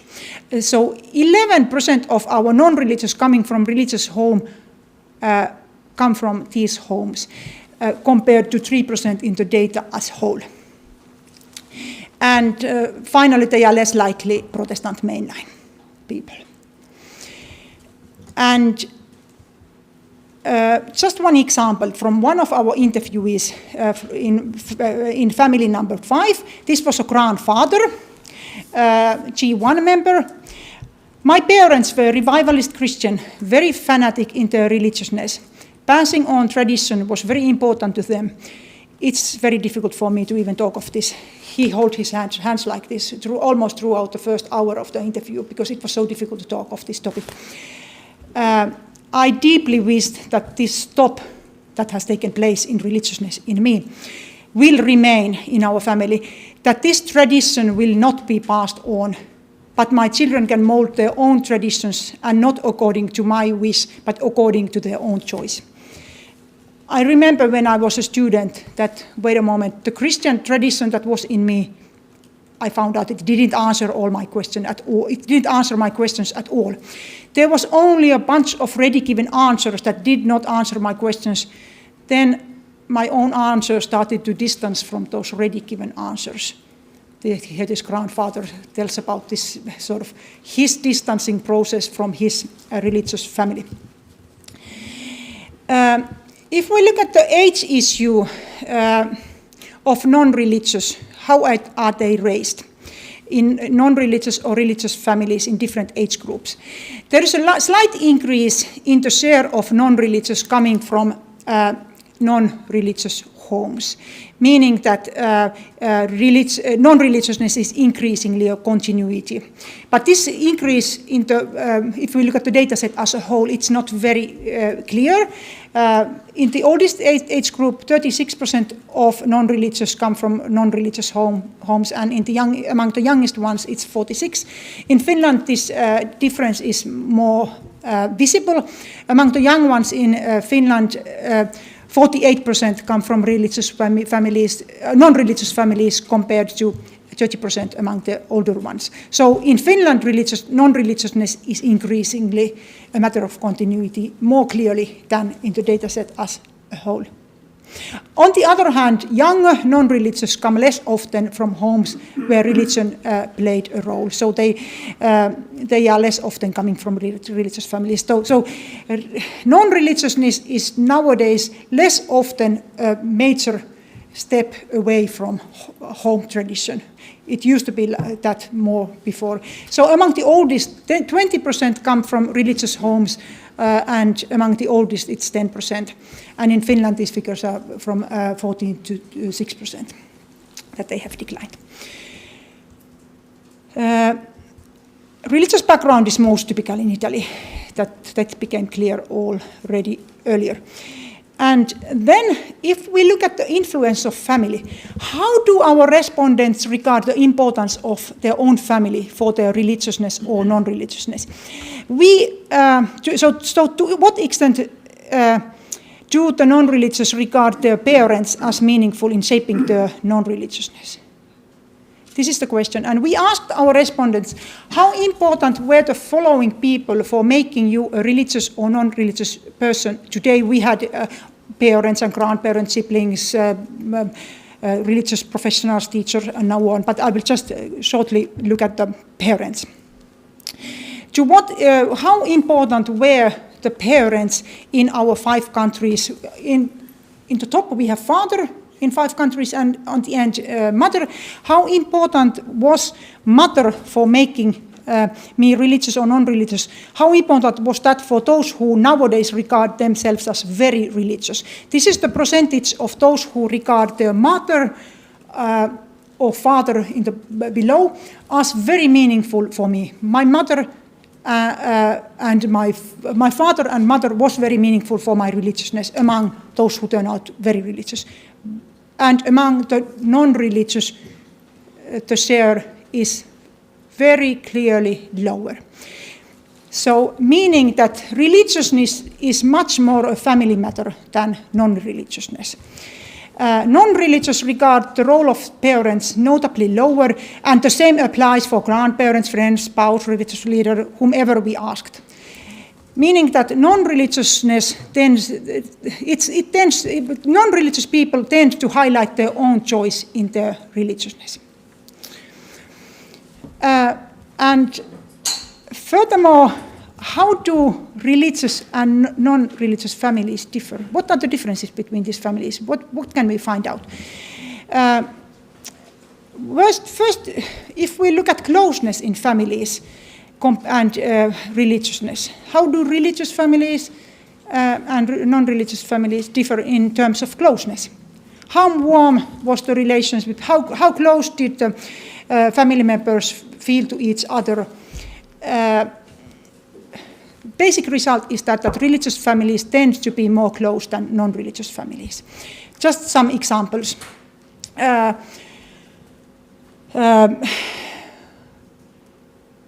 If we think of the number of those who felt very close to their father, the share among those who are non-religious, the number is 36, but among very religious, the number is 55.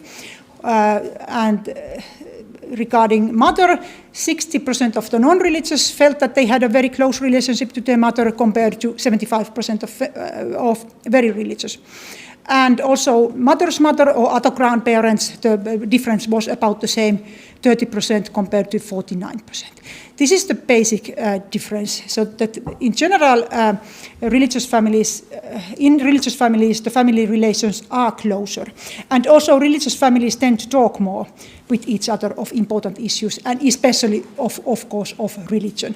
Religious families talk of religion more than non-religious families. That is not a surprise. But if we compare religious families as such, there are different kinds of religious families. Those religious families where there is continuity to the next generation, those are the closest ones. So if religion is passed on to the next generation, the likelihood that it is close is higher.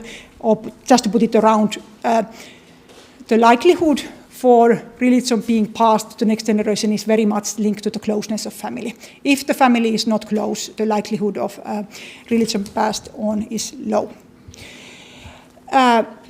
And those non-religious who come from religious homes, meaning those 7% of families who come from, those 7% of non-religious who come from religious homes, this is not a surprise. They tend to have a less close relationship to their family, both with parents and grandparents, than those who end up religious, meaning that this discontinuity might be slightly linked to the distant relationship in the family. But what is also interesting, non-religious coming from religious homes, they actually describe the closeness of their family about similarly as those non-religious who come from non-religious homes, meaning that the closeness in religious families where children turn out non-religious, it is about at the same level as in non-religious families. I hope this was not too complex, but yeah, so first of all, non-religious families tend to be less close. But if religious families are equally close than non-religious families, children tend to turn out non-religious. Well, second question, religiousness contra happiness. How does that link to? We asked the children, or the respondents, how happy were you as a child? How happy were you when you were a child? And again, we find this more or less the same issue than in closeness, that children raised in religious families tend to have been slightly happier as a child than those raised in non-religious families. Among those who are raised in non-religious families, 38% say that they were happy as a child. And those who are raised in religious families, 54% say that they are happy. And this, if we compare countries, and if this is from the whole data, but the figures are about the same if we look at Finns. In East Germany, they don't. This is more complex, but in other countries, this is very linear with religiosity. Okay, actually we have it here. In different countries. Finland here in the middle, and as you can see, Germany East is a bit of a more complex issue. Hungary, Italy, Canada. In Italy, the difference is perhaps clearest between these countries. But taking one step again further, how does childhood happiness link to religious continuity? Are the happy ones those who continue, and what happens to, and are those who do not continue their family tradition less happy? So if we put these items together, how religious are you today? And what kind of role did religion play in your family during your childhood? If we compare these two items with each other, we actually come up with 9 categories. In the middle, we find those who say that my religiousness is at the same level than religiousness in my childhood family. And on the top are those who are 1 step more religious, 2 steps more religious than their childhood family, and finally 4 steps more religious. And here are those who are less religious. And finally, in the last category, there are those who are raised in religious families, but they turn out non-religious. And on the top are those who are raised in non-religious families, but end up very religious. And how is the happiness between these different, these 9 categories? If you look at this, the happiest children are those who follow the same religiousness level. My religiousness is in the same level than the religiousness in my childhood family. And in the both ends are the least religious ones, least happy ones. So both those who are less religious than their childhood family and those who are more religious, they were less happy when they were a child. So religious happiness, religious continuity links to happiness. And those who have turned out religiously different than their childhood family, they have been less happy as a child than those who have continued their home religiosity. And this applies both to religious and non-religious. The more there is change, the less happiness there has been. And finally, those who are in this last 4 category, meaning that those are those people who are raised in religious families, non-religious families, but they turn out very religious. They have been most unhappy in their childhood. It would be interesting to see what is actually the family story behind these. But if we look at these in terms of quantitative data, this is what we find. And then I see that I'm sort of running out of time. I will just quickly, I just want to summarize some of the items that we have found in the qualitative data and those family interviews. When we analyzed those interviews, there were actually 4 sort of overarching themes that they were not necessarily openly talked in the interview. Sometimes they were also talked, but they were sort of present. Whatever the topic was, this sort of meta theme. We call these meta themes. It emerged. One of these emerged. First of them is whether religion is shared and public, or whether it is non-shared and a private matter. And for example, is religion something that people talk of or not talk of? And the more people talk of and families talk of religion, the more there is continuity. This is very, very visible both in the qualitative and quantitative data. And non-religious families tend to talk less. And this is a bit complex. It's very clear in the religious families that talking creates continuity. But in non-religious families, regardless of not talking, there is still continuity. So, but regarding if one wants to pass on religion to the next generation, talking of that is very important. Second category is safety and closeness. And in the other end, insecurity and severity. Safety and closeness is a very important topic for continuity. Then continuity requires structure and content. It requires something that is there and stays, and also some content. For example, one of our Generation 3 members, for example, one of the typical structure matter is evening prayer. It's something that takes place every evening. But like one of our respondents said, when I was around 10, I realized that evening prayer didn't mean anything to my parents. It was just there to put us to bed. But they didn't believe that. I felt that. So we hear that there is this structure. Evening prayer was there, but there was no content. Real content in that. So content, structure without content is not enough, but also the other way around. Continuity requires these structures that are repeated. And then finally, flexibility, tolerance, and dynamism is very important in many ways, contra to static, non-tolerant, or rigid attitude in family. And this safety and closeness and this flexibility and tolerance and dynamism, these are items that are very important at different levels. I'm out of my time, but I would very quickly just show that these are important in the level of family, they are important in the level of religious communities, and also in the level of content of faith, that they represent safety and closeness, and not insecurity or distance or severity. And the same applies to tolerance, flexibility, and dynamism. It's important that it is visible at very different levels for continuity. But since I'm out of time, I will just simply just say that it's important in very, very various ways. So thank you, dear colleagues.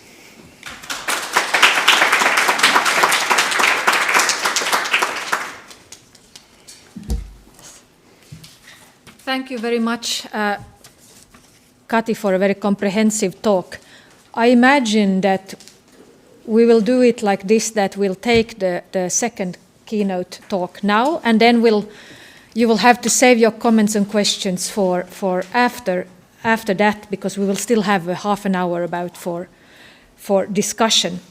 So last but not least, then I have the great honor to introduce one of my colleagues at Oct University, namely Professor Björn Wikström, who is Professor of Systematic Theology, and also at the moment working part-time with some work also for the Church of Sweden. And among his expertise and research interests and publications, which are varied, I just want to mention and highlight his work on postmodern ecclesiology, and also on, especially maybe also in the context of the Nordic folk churches. And so we look very much forward for your presentation. Thank you.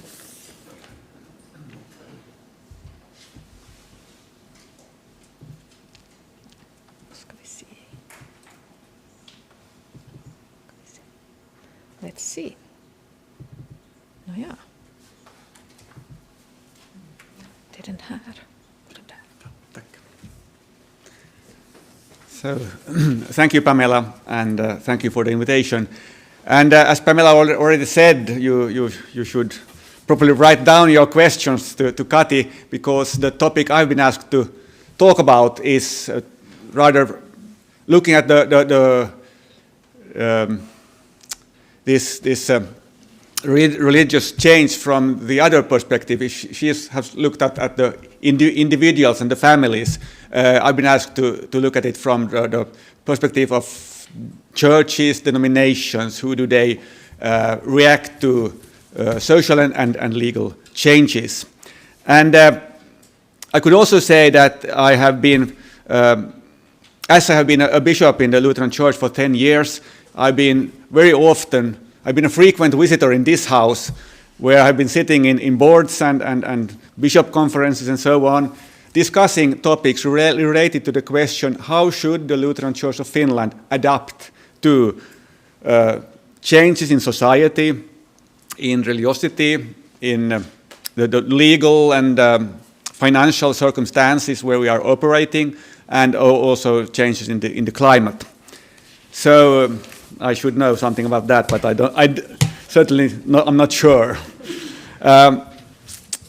If I slightly modify my topic, how do religious communities adapt to the societal and legal changes? The short and maybe a little ironic answer could be badly, or if at all, with a delay. Of course, this delay can be seen as regrettable if it means that the credibility of the church in question is lost. But on the other hand, I will argue that there are some positive dimensions also in this delay. And what I mean with this, I will come back to in a moment. But still, with a little ironic twist, you can say that churches react to changes in several stages.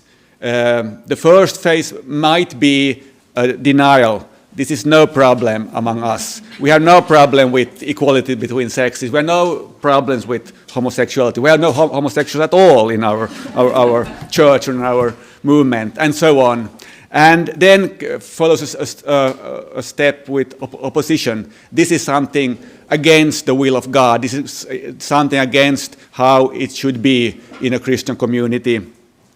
Then maybe we accept exceptions regarding, for example, the time when we here in Finland discussed if those who have divorced should get a church wedding.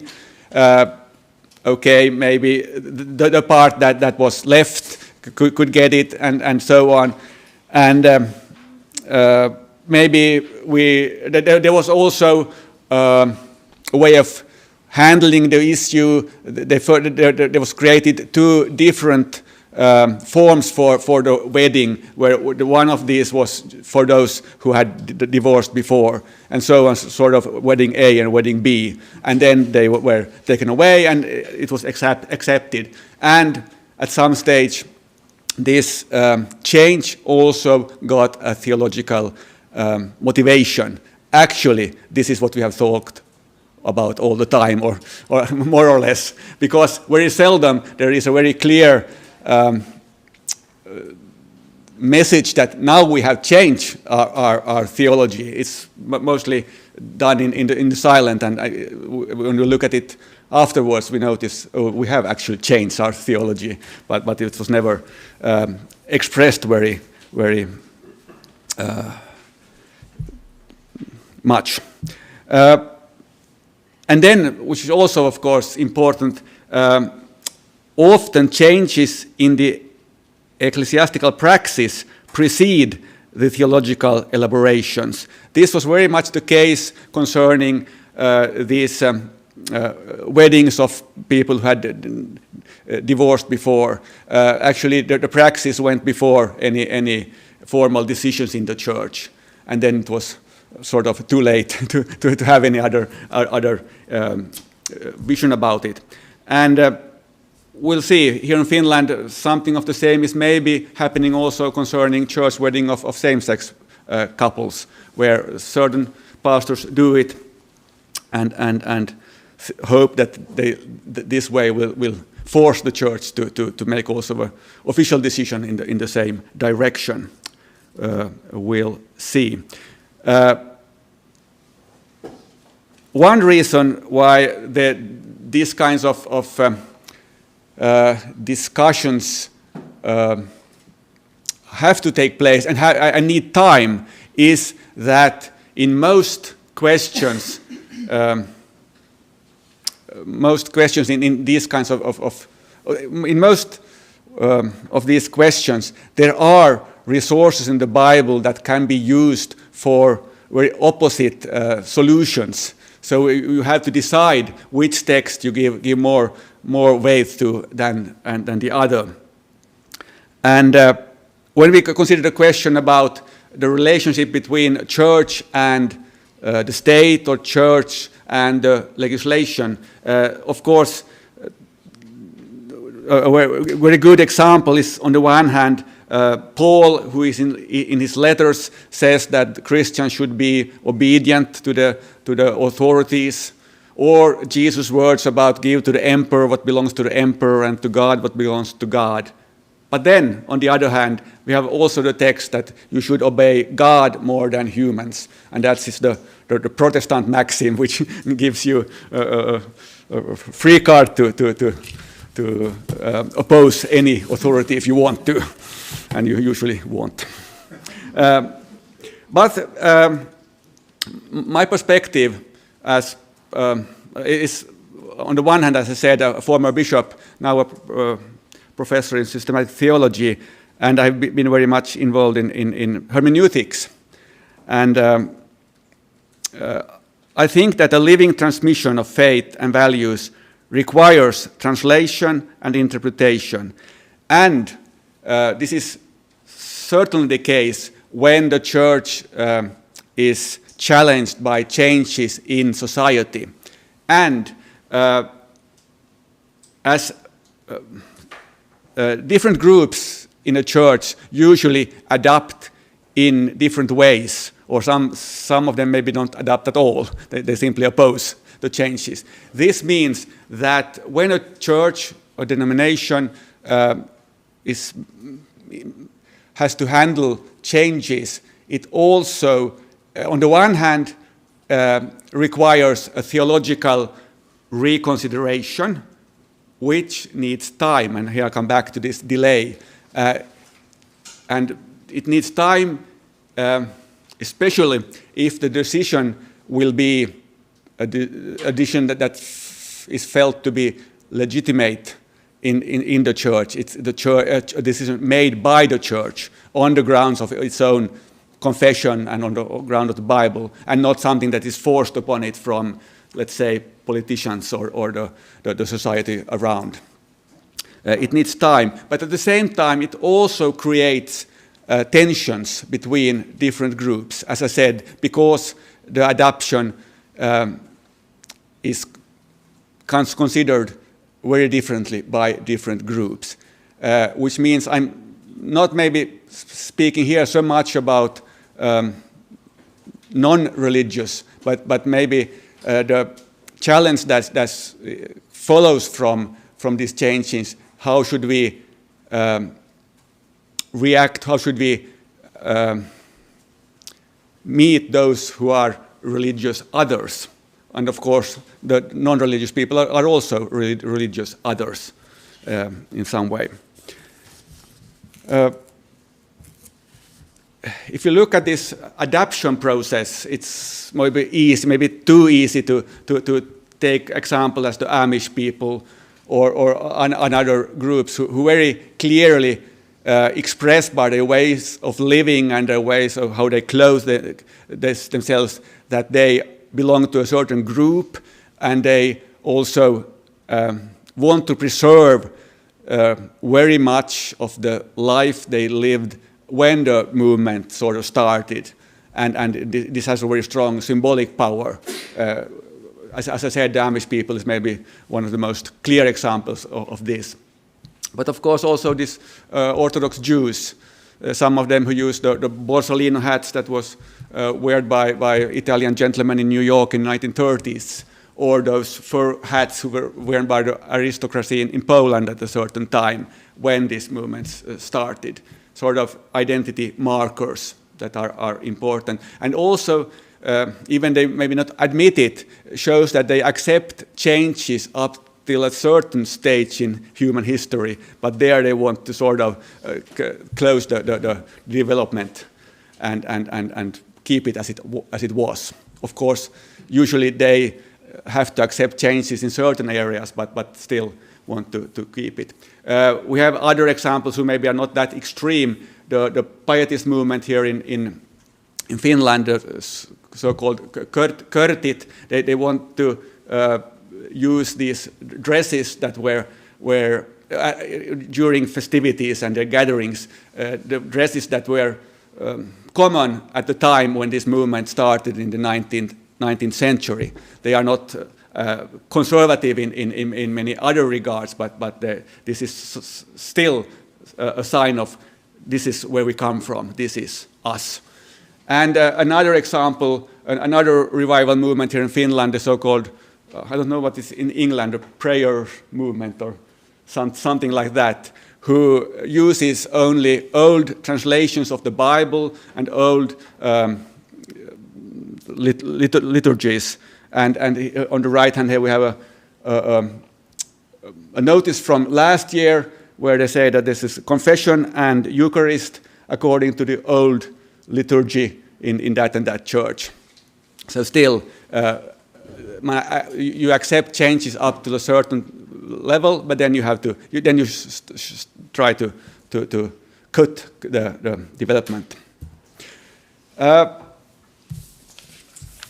As you maybe already have noted, I paint the pictures with very broad strokes, so you shouldn't maybe look too much at the details. But what I want to show is that there is a certain common pattern that has been visible in several changes in the let's say, Judeo-Christian history. One very old example, and in these changes, I think there's two elements that I want to stress. The one is the need, as I said before, the one is the need to a theological reconsideration. Who are we now after this change? And the other is how should we look at the religious other, those who don't are one of us, or those who don't adapt in the same way as we do, or in the same extension as we do. And we can look at the destruction of the temple in Jerusalem, which was a disaster for a people who believed that God, their God will protect them. Now their city, their temple was destroyed. Was God weak? And the theological solution was, no, God wasn't weak, but the people had failed the covenant. So this was the consequence. And then when they came back, they created a new kind of a covenant theology. And they also needed to sort of purify the people. And you know from the Old Testament the stories about that the mixed marriages should be dissolved, and the wives and the children was to be sent away, because now we have to have a clean community. And as I said, this is very simplified description, but I think that the same kind of pattern can be identified also in other types of changes. Or if you look at the Constantine turn, for example, with the help of church historian Eusebius, the time when Christianity turned out from a persecuted minority to the official religion of the Roman Empire. And when we look at the church history of this Eusebius, if I remember correctly, the 9 first books depict a time when the Christians were these persecuted minorities that had to show strength in their faith under pagan authorities and emperors. And then in the 10th book, he tells about the sort of new Jerusalem that has arrived, and which needs other, let's say, other ways of behaving in society, and also creates another need to find out who are now the real Christians, because now we have to handle the opportunists who maybe are only Christians in order to get a higher office in society. And we have to figure out what is the actual teaching of this church that should be the uniting force of the Roman Empire, which again challenged the question about who are we and who is the religious other, and how should we handle those. Or if you look at Augustine and his book about the two cities, this book was written shortly after the destruction of Rome. And some of those who still followed the ancient Roman religion said to the Christians, see what has happened. We turned out a Christian country, and what happened? Rome was destroyed. So Augustine has to theologically handle this question, and he does it by saying that the spiritual city is in heaven, and the earthly city can be destroyed, but that doesn't matter. Oh, he didn't write it that way, but still this was sort of his point. And still, also in this situation, while he was talking about the two cities, the heavenly city and the earthly city, he still demanded that the earthly city, the state, should help the church to purify itself from those who had the wrong faith. So still we have, again, this question about who are the right Christians and who are not belonging. But we can also turn the perspective around and look at Jewish theology and the situation of the Jewish people in Europe, surrounded by a triumphalist Christian society. And they had to decide how should they live in that situation. Some rabbis said that the Christians are worshippers of an alien god, which meant that these kind of people you can have nothing to do with. So you shouldn't, as a merchant, you shouldn't buy things to Christians and so on, which was a very hard rule to follow in Europe. Or where they, as it's called, shitaf, where Christians only paralleling, so sort of adoring the right God, but in the wrong way. And that kind of people you could have had contacts with. So again, a question about how should we theologically reorientate ourselves in a changing situation. And we could go on. I won't go into the other examples I mentioned here, but the Protestant Reformation, the Martin Luther's theology about the two regimes or orders actually he talked about, or the Pietist movement and the Conventicle Act, which was an attempt by the state to curb the Pietist movement and to keep the unifying force of the church intact in society. And well, actually, that much I could pick up from this example. It was interesting in Sweden when the Conventicle Act was sort of changed in the 19th century. It wasn't at one time abolished, but first, as I said, talked about these exceptions. It was first changed in the way that, okay, you can have your own meetings, but they shouldn't be at the same time as the service in the Lutheran Church. And later, a few years later, it changed again, and then said, okay, you can have it at the same time, but not in the neighborhood of the Lutheran Church. And after that, first, the legislation changed so much that it was abolished at all, totally. Okay, if we look at the situation in Finland, we also can find sort of key times when the church was challenged to sort of find its relation, especially in relation to the state or to the authorities or to the king. And Lisbeth already took this example about 1809 when Finland was occupied by Russian troops once again.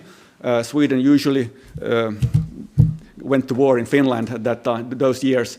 And but this time the Russian Tsar decided to keep Finland. So he called together a diet in Porvoo, the place where I used to live. But interestingly enough, the Swedish king called together a diet at the same time in Sweden. So those in Finland who were members of the diet had to choose. And at that time it was a very dangerous choice to make. Should they go to Sweden to the diet there in the hope or in the faith that the Swedish king will come back with his troops, with Finland still be a part of Sweden? Or did they went to Porvoo to the diet called together by the Tsar? For example, of the pastors, only 7 pastors went to Porvoo, most went to Sweden.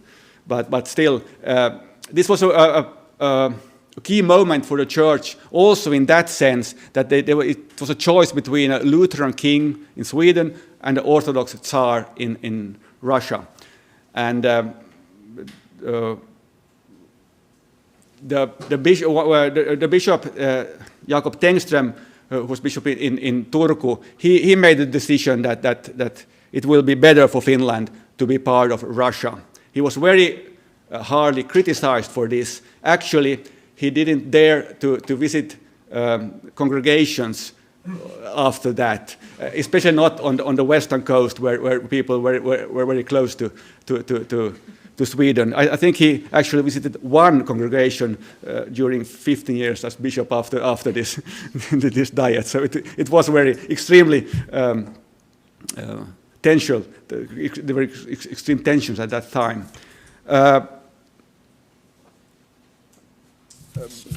And so another time, if we move maybe almost 100 years up in history, the question about Russification and oppression from the Russian authorities in the late 19th century and the beginning of the 20th century. And again, the church and the pastors were challenged because they were ordered to proclaim from the pulpits that now all young men should go to the Russian army. And then there was a moral question for the pastors. Should they obey or should they not? The archbishop and the most bishops said we have to be loyal. They found their argument in Paul's letters, we should be loyal to the authorities. And then there was other pastors who said we should obey God more than humans, and then they refused, especially again in the western parts of the country. And this, of course, created a tension that had consequences for years to come. And again, I won't go into all these changes, but there were other similar challenges to the church. It had to adapt to the change from a diet where the pastors were one of the estates to a parliament where they were like any other candidates in the elections. They had to adjust or adapt to the idea of universal suffrage, the emancipation of women, and I'm sad to say, usually the bishops were very much against this. They considered it something against the will of God and the Bible and so on. But at the same time, which we always have to remember, there were also those who, on the same grounds, on the Christian view of men and women, were very much for these changes. So it shouldn't be simplified too much. Other periods where the question about the relationship between the church and the state were challenged was when Finland got its independence in 1917, and it was discussed whether it would be a republic or if we would have a king. And the church was very much in support of the king, because it was thought as a more Christian solution. I'm not quite sure today if I could defend this position, but still, maybe you know that we actually had a king elected here in Finland. He was called Väinö I, but he resigned and did never come. He was from Germany, and that was after the First World War. It wasn't that it was a little complicated. So we got our president, and we still have such a person and constitution. And the question about freedom of religion in 1921, where there was a strong fear that many would leave the Lutheran Church when this was made possible. Actually, when we look at our neighbor country, Sweden, this happened much earlier. And actually, as I could also say that the fear wasn't realized because there weren't that many who actually left the church at that moment. But it's interesting, in Sweden, this freedom of religion was decided at 1951, I think. And it was interesting that actually the bishops tried to achieve it already in the beginning of the 1930s, called the Initiative of the Bishops. But it was the Social Democratic Party who said no, because they feared that a free Lutheran church will turn into a conservative force or something, or the state can no longer control it enough. Okay, but I move on to a question that is maybe more discussed today, the change regarding the marriage law and its theological consequences. And in the discussions here in Finland today, it's very often said by those who don't support church weddings of same-sex couples that there hasn't been any change in the marriage understanding of the church. But if you look at it in the longer perspective, there have of course been a lot of changes. which doesn't mean that it is still, of course, a big step if and when, hopefully, this same-sex marriage is also accepted in the church. But still, changes have gone on through history. For example, concerning the idea that wives should submit themselves to their husbands, which was part of the liturgy or the ceremony until the 19th century. And when it was left away, it was very strong discussions about it. Some said that now you are leaving the order that God has instituted, and so on, as you know from other countries also. Or the right to divorce and to be wedded again in a church. I discussed this already earlier. Or how the Lutheran Church discussed the sort of problem of cohabitation related to marriage, and in the documents from the Lutheran Church during those times, let's say 1980s, 1990s, it was very strong for the position that cohabitation shouldn't be sort of encouraged by the state or by the laws, because that would sort of make the marriage something of less worth. Still, as I see, in all these matters concerning the wedding of divorced, of cohabitation, of, I think, in sometimes also same-sex marriage, we can follow a certain, we can notice a certain gradual change. First, no changes are accepted. Then we are maybe trying to find a solution that it's equal of worth but still different, or equal with a different name. Let's say about this registered same-sex partnerships, which is a very hard word to use and never has the same effective value as a marriage, for example. And then some kind of acceptance. I have two slides called Final Remarks 1 and Final Remarks 2, surprisingly. And I just want to underscore once again that the relation to the religious other is challenged during changes, because different types of adoption create majorities and minorities. Concerning the question, should we adapt at all, or to what extent? Is adoption in line with our theological heritage and self-understanding? And as I said, the delay that this usually takes is maybe regrettable, but still necessary if the solution should be something that is made by the church on its own arguments and resources. And then, of course, resistance to changes may also create a need to find scapegoats. Whose fault is it that this situation has happened at all? And when we look at how the tradition is transmitted in a church, we have two extremes, as I call them, two fallacies. The one is the fallacy of the unchanged and untranslatable heritage, that something could be kept as it has always been. And the other extreme is then the sort of contextual fallacy, that interpretations today are nothing else than pragmatic ad hoc strategies, just trying to cope with the situation and forgetting all the tradition that or our identity as a church.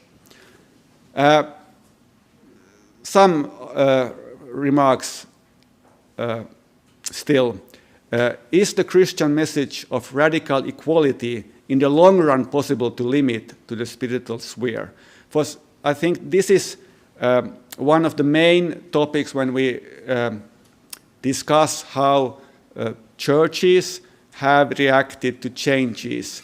The radical equality, for example, the faith that all people are created in God's picture, or the idea in Paul's writings that in Christ there is no difference between man and woman, between slave and free, or between a Jew or a Greek. For a very long time, this equality was considered only something that had to do with the relationship between the human being and God, a sort of a spiritual equality. But in the long run, I would say that it got impossible to draw this, to make this distinction. So the development towards greater equality was sort of a necessity. Of course, everybody wouldn't agree, but I think it's still, at least in our part of the world. But still, the strength of backlashes and resistance should not be underestimated, because we know that, especially in certain countries, but also in our countries, we have also strong forces against now this development in the direction of greater equality. And still another comment, the solution equal but different means usually not equal. It's almost impossible to find a solution where you sort of try to find different names or different solutions for different groups. Actually, this was already the ideology behind apartheid, when you said, okay, this is your country, you have the same word, but you should stay there, and this is our society. So equal but different means not equal. And then again, changes in values and manners often precede the theological elaboration. Gradual adoption makes theological reconsideration possible, the delay I talked about. And then, which we should not forget when we are speaking about how churches adapt to changes in society or in legal or in the laws, we should remember that churches have also been motors of social change and legal change. So with this apology, I end. Thank you.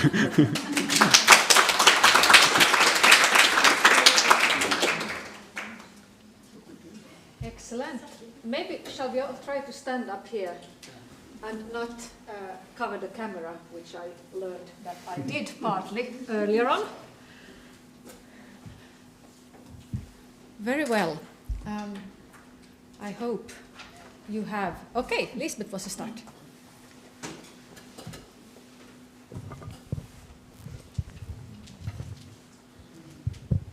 Thank you for your two presentations. I have a question for each of you. Kathy, I, of course, focused especially on East Germany, and of course it's because I have been in Halle, and I'm going to Halle again for a research day currently. And I mean, we talk, if we combine yours and mine presentation, it's about individuals and structures. I mean, and there's a lot of structural explanations too, and you already mentioned the post-communist area. But I had a question to your research, the structure of your research, because you said, did religion or non-religion play a role? And I didn't catch whether you said in childhood or yes, in family. when you were a child, yes. Did religion play a role in your childhood? Yes. And childhood has to do with structure. Did you go to a school system where religion or non-religion played a role? It's not only families. And that's so extremely obvious when you compare Finland and East Germany. Actually, the question is that if you think of your childhood family, did religion play a role? But still, yeah. I just challenge you on this. Yes, and we actually also asked them if they had, if they attended a school where they got religious instruction. Exactly. And questions like, or did they attend Did they receive religious education from a church? Were they confirmed, for example? Were they, did they receive other kinds of religious rituals or That's sermons? all the questions I missed, and all the answers I missed, of course, and all the contributions I thought we could give with a structural perspective. And then I wanted to hear where in East Germany did those families live? Well, it is a representative data, so we have collected the data all over the country. Okay. Yes, Because while I was in Halle, I mailed with Peter B. about, I think it is a special German feature, this about being green before we all got green. I don't know what it's called in English, Pamela, don't you know this also, this bio? You have a lot of shops where you can buy bio for the skin and for the washing, everything. Yeah, I thought this is a special feature in East Germany somehow. So, Yeah, you also have it in West Germany. You had this yeah, that's right. Bioladen. Yeah, things like that. Okay. And then Bjørn Wikström, your presentation was called or had the name A Postmodern Ecclesiology. And I was searching for the postmodern ecclesiology in your presentation. Oh, it was me that said that he does research also on that. Sorry, I thought it was a presentation which wanted to present a postmodern ecclesiology. Because I thought that maybe your postmodern ecclesiology would be an argument for equality. That was my question. Okay, that was a misunderstanding, sorry. Okay, Kimmo? Maybe you still want to comment. No, just to clarify, the book that Pamela referred to has to do with postmodern ecclesiology and how different strategies that the churches and especially the folk churches in Scandinavia have chosen or could choose in order to handle the changed religious landscape and to put it very simply, either go in direction of the market economy and try to find ways of producing services that people want to have, and the other way is to sort of strengthen the Christian identity and move in that direction. But that's another discussion. Okay. Then there is, I have, 3 people in the so let's start with Teemu.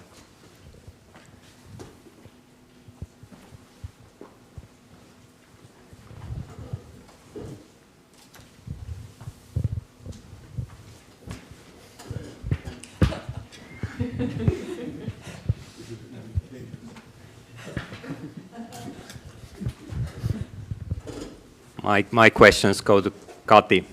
I mean, thank you for your presentation. There are plenty of fascinating findings, but my questions and comments go to the methods bit. First of all, you defined non-religious as those who say that they are not religious at all, and didn't include those who say that they are, I don't know what's the exact word, fairly non-religious or something like that. I think that's quite untypical way of focusing on the extreme. Why you did that? That's my first question. And I mean, you may have a good answer to that, and I don't have necessarily a problem with you defining what you study in that manner.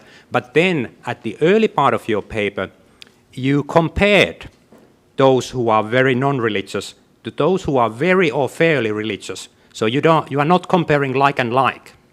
So you should be careful with those numbers you present, especially on the slide about when both parents were non-religious. You said that 64% of children are non-religious, meaning very non-religious. And then you gave 9%, which combines very and fairly religious. In the latter part, you actually compared very non-religious and very religious to each other. So yeah. And one final bit, I'm personally not very I don't find those questions concerning happiness very plausible if they are just questions without deeper context. But let's not go to that. But my question is, did you include a question about something like, are you happy now? Or are you happier now than in childhood? Because that would, either of those two questions would give another layer to the question of happiness and religiosity in your study, I think. Yeah, Thank you, Teemu. Your first question regarding why did we only talk of those who are non-religious in the extreme end as totally non-religious, not religious at all. The fact is that this is a big category. It makes 29% of the whole data. So if we had taken the second group as well, it would have expanded. I think it makes more sense to compare the extremes. And but if we talk of the religious ones, the problem is that they are on the other end. It's a very small number of those who come from very non-religious homes but turn out religious. And yes, sort of those groups are, the size of the group is so much different, and they are much smaller groups. But if you want to look at only those when I talked of those religious and fairly religious together, in practice you put those numbers in half. Then you find out how many of those are in that other group. So they are about the same in size. I actually had them in the first, but then I thought that since fairly religious, a child who comes from a non-religious home but still turns out to be fairly religious, that's also a fairly large change. It's a big change as well. So it makes sense to look at that. In practice, it makes sense. And then regarding happiness, yes, it would be nice if we had an item, how happy are you now? We don't have that, unfortunately. But we have problems like, have you been experiencing crisis? How many have you experienced a lot of crisis and things like that? We have questions like that, but unfortunately we don't have the question of current happiness as such, so that we could compare that. For example, does the change make you happier? That you change your religiousness towards either end, does that make you happier? I think it was, yes. Then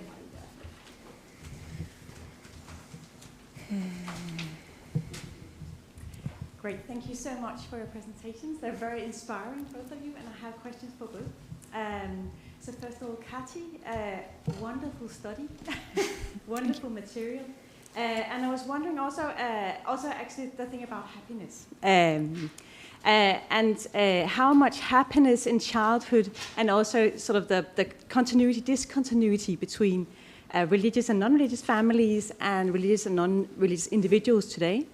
How that is also, that could also be translated as different cultures within the different societies, right?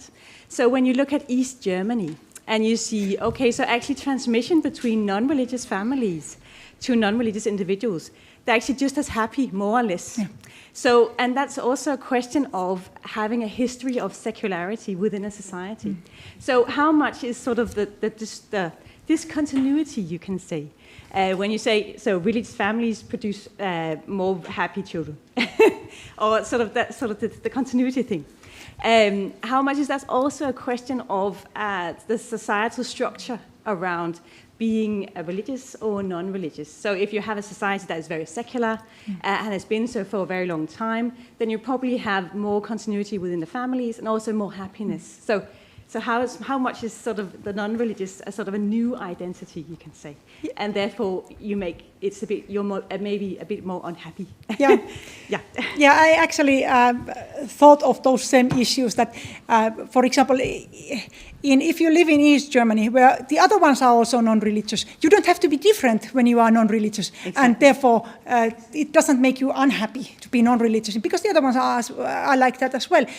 While in some of the other countries, like in Italy, it's not so typical to be non-religious, so I'm a bit different. My family is not religious, the other ones are. But there is also this other side, that if you look at the values that the non-religious families and religious families highlight, one of the there was surprisingly little difference. That is the first thing. But where there was difference was helping others and volunteering. So religious families were more open towards others, meaning that most likely they had more social contacts, and having more social contacts is likely to increase your happiness. So it is possible also that some of the non-religious families are more alone, and that might be one explanation as well for the lower level of happiness. Great, yeah. Thank you. And Thanks. Can I just ask another question? Yeah, that's for Bjørn. And that's because I was slightly provoked by your talk, and I think that's wonderful. But I just had a question when you talk about the Amish people, and you talk about Orthodox Jews, and you say that they accept change up until a certain level, and then you sort of evaluate that because of their dress, and of course the societal sort of way of structuring life. I would just ask you sort of by which standards you make that evaluation. Because of course now I know that it's really good to adapt and it's really good to change within the religious society, but you can't really say that they're not changing, because every religious community is changing, even though people choose to dress as they did in the 1900s. So just, you know. Yeah. Yeah. And thank you for your comment and question. And I thought I said, but I'm sure I wasn't clear enough that this, when I said that they accept changes in certain areas, but not in others, you could say that many, if we forget these people for a while and say that other, let's say, conservative religious groups might be very, let's say, in the first wave concerning the use of technology and the use of social media and so on, which means that they may be in their theology, in their self-understanding, do not accept change. But in the means, how they, let's say, spread their religion, they might be far ahead of the traditional churches, for example.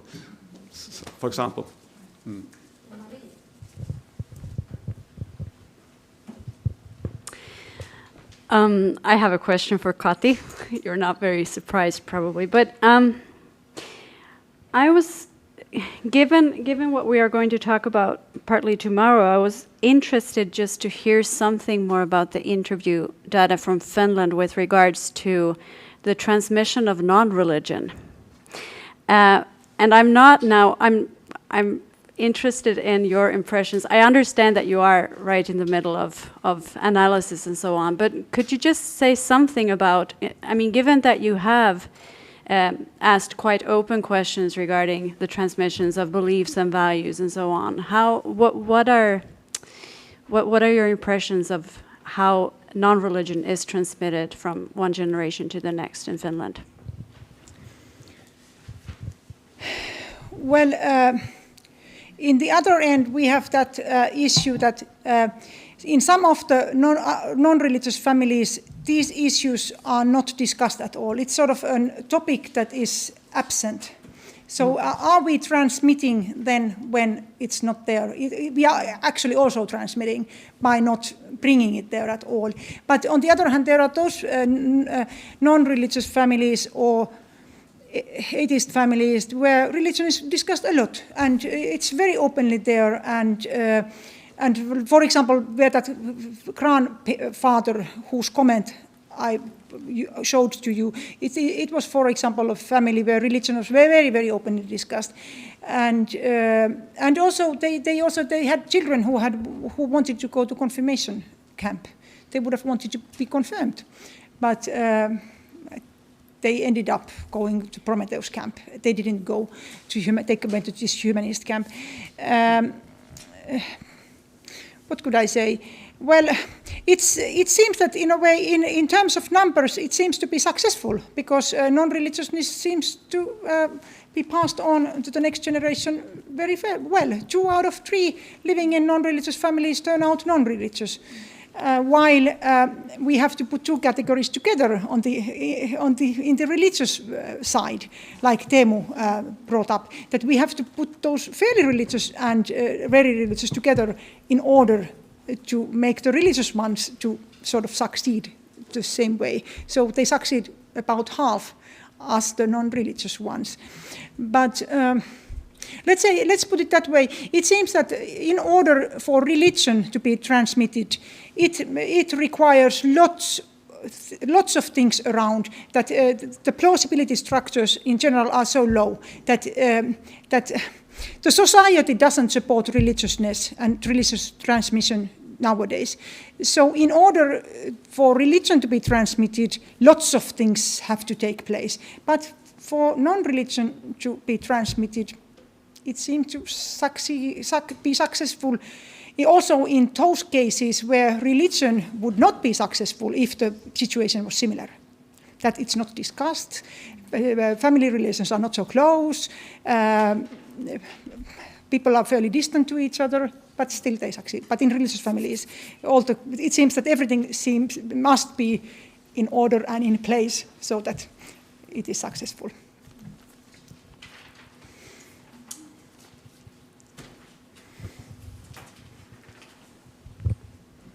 Thank you. My name is Karen Let Nielsen from Denmark. Thank you very much, both of you. It's very inspiring to listening to you. And I have some questions for you, Kati. Let me just find them here. You were talking about closeness in families. And I think closeness is, how do you ask about that and how do you measure that? And I was wondering, did you ask if people moved away from their families, maybe for education? Because I thought maybe if they are still close when they're adults, maybe they stayed in the same area as the parents. So how is urbanization part of this, education, or what about divorces? If mom and dad were divorced, did you bring that into when you talked about closeness? Thank you. I start from the last one. We have not yet looked at if divorce is meaningful here. We are able to do that, but we have not looked at that. But we asked them, when you were a child, how close, or actually when you were a teenager, how close did you feel to your mother, father, mother's mother, father's father, all of the grandparents individually? But we didn't ask them how close do you feel now. We only asked them how close did you feel when you were a teenager. And did I forget something? Moving away. Yeah, that is another one that we are able to look, but we have not yet looked at if that. Yeah, thanks for that suggestion. We will try to catch up with that. Good. Any more questions or comments? Okay, there are 3. I think we start with Peter and then Lisbeth and then. Thank you. This is for Björn.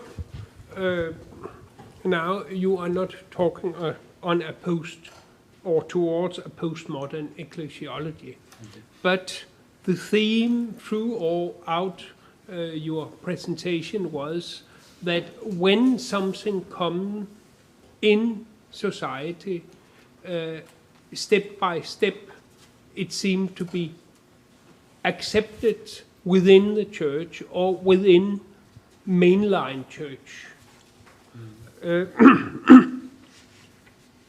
And under lots of discussions, we could recognize many of the same discussions from Denmark, even if they were all up here.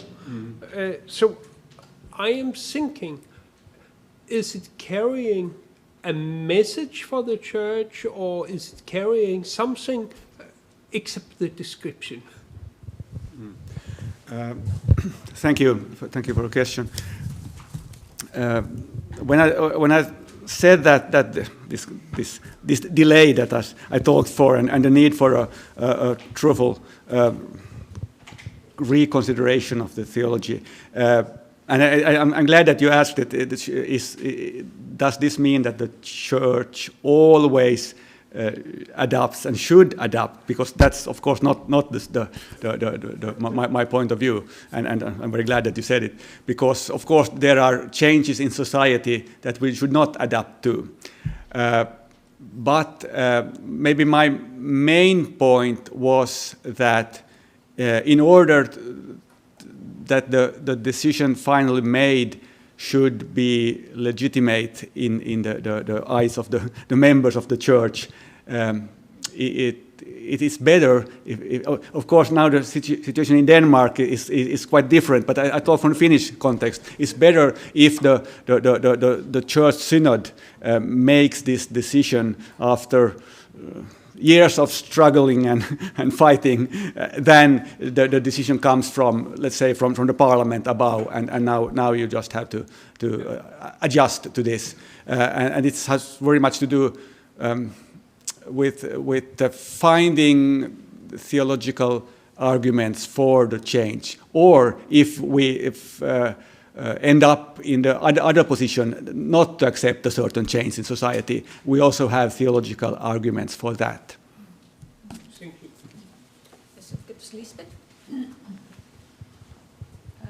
Yes, my question to Bjørn is in line with Peter's question. I somehow I needed some time to find out that this was not about, etc. But I somehow think of your paper as an answer to my paper. Of course, it's not written like that, but I think of it like that.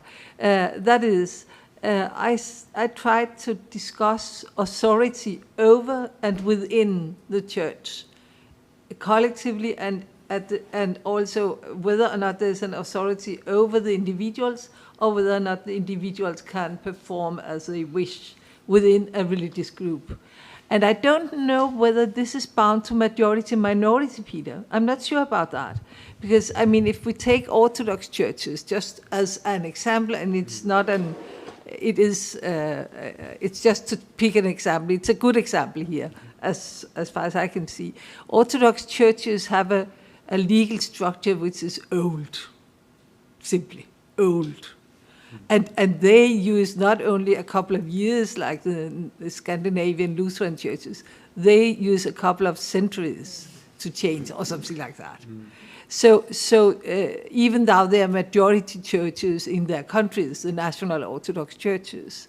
So this is somehow a presentation which says something about that the combination of theology and law establishes, that's at least how I hear it, of course, establishes different responses.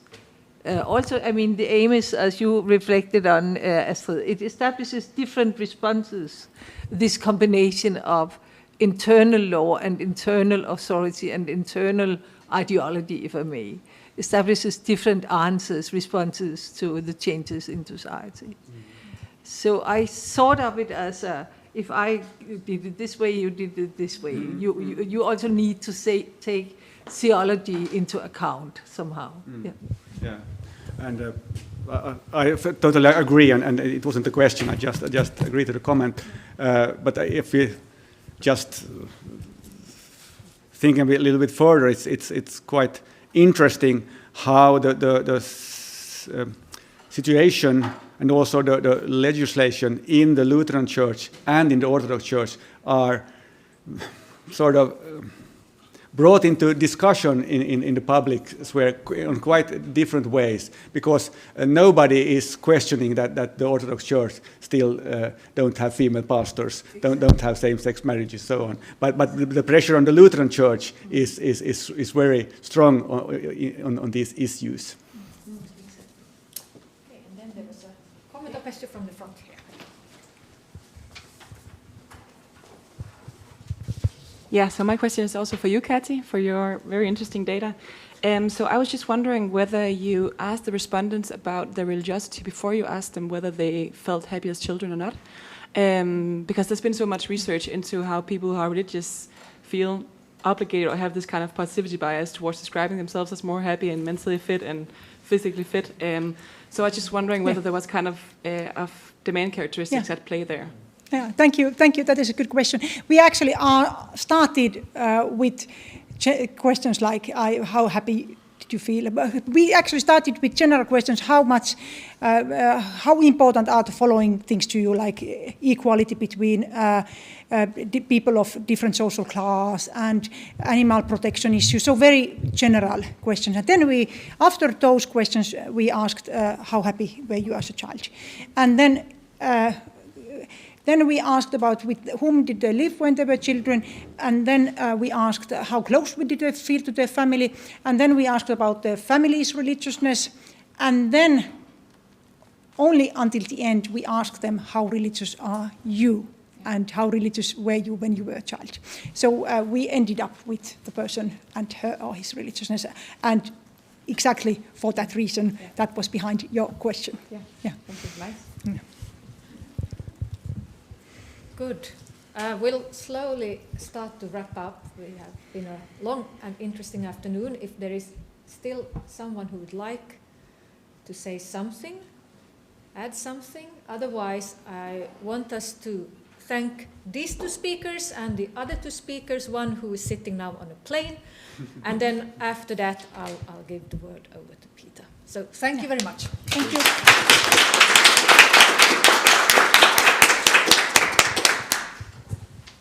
So you had something that you would still, some practical issues? No, it's practical issues I will begin with tomorrow morning. Okay. Okay. I Good. can moment.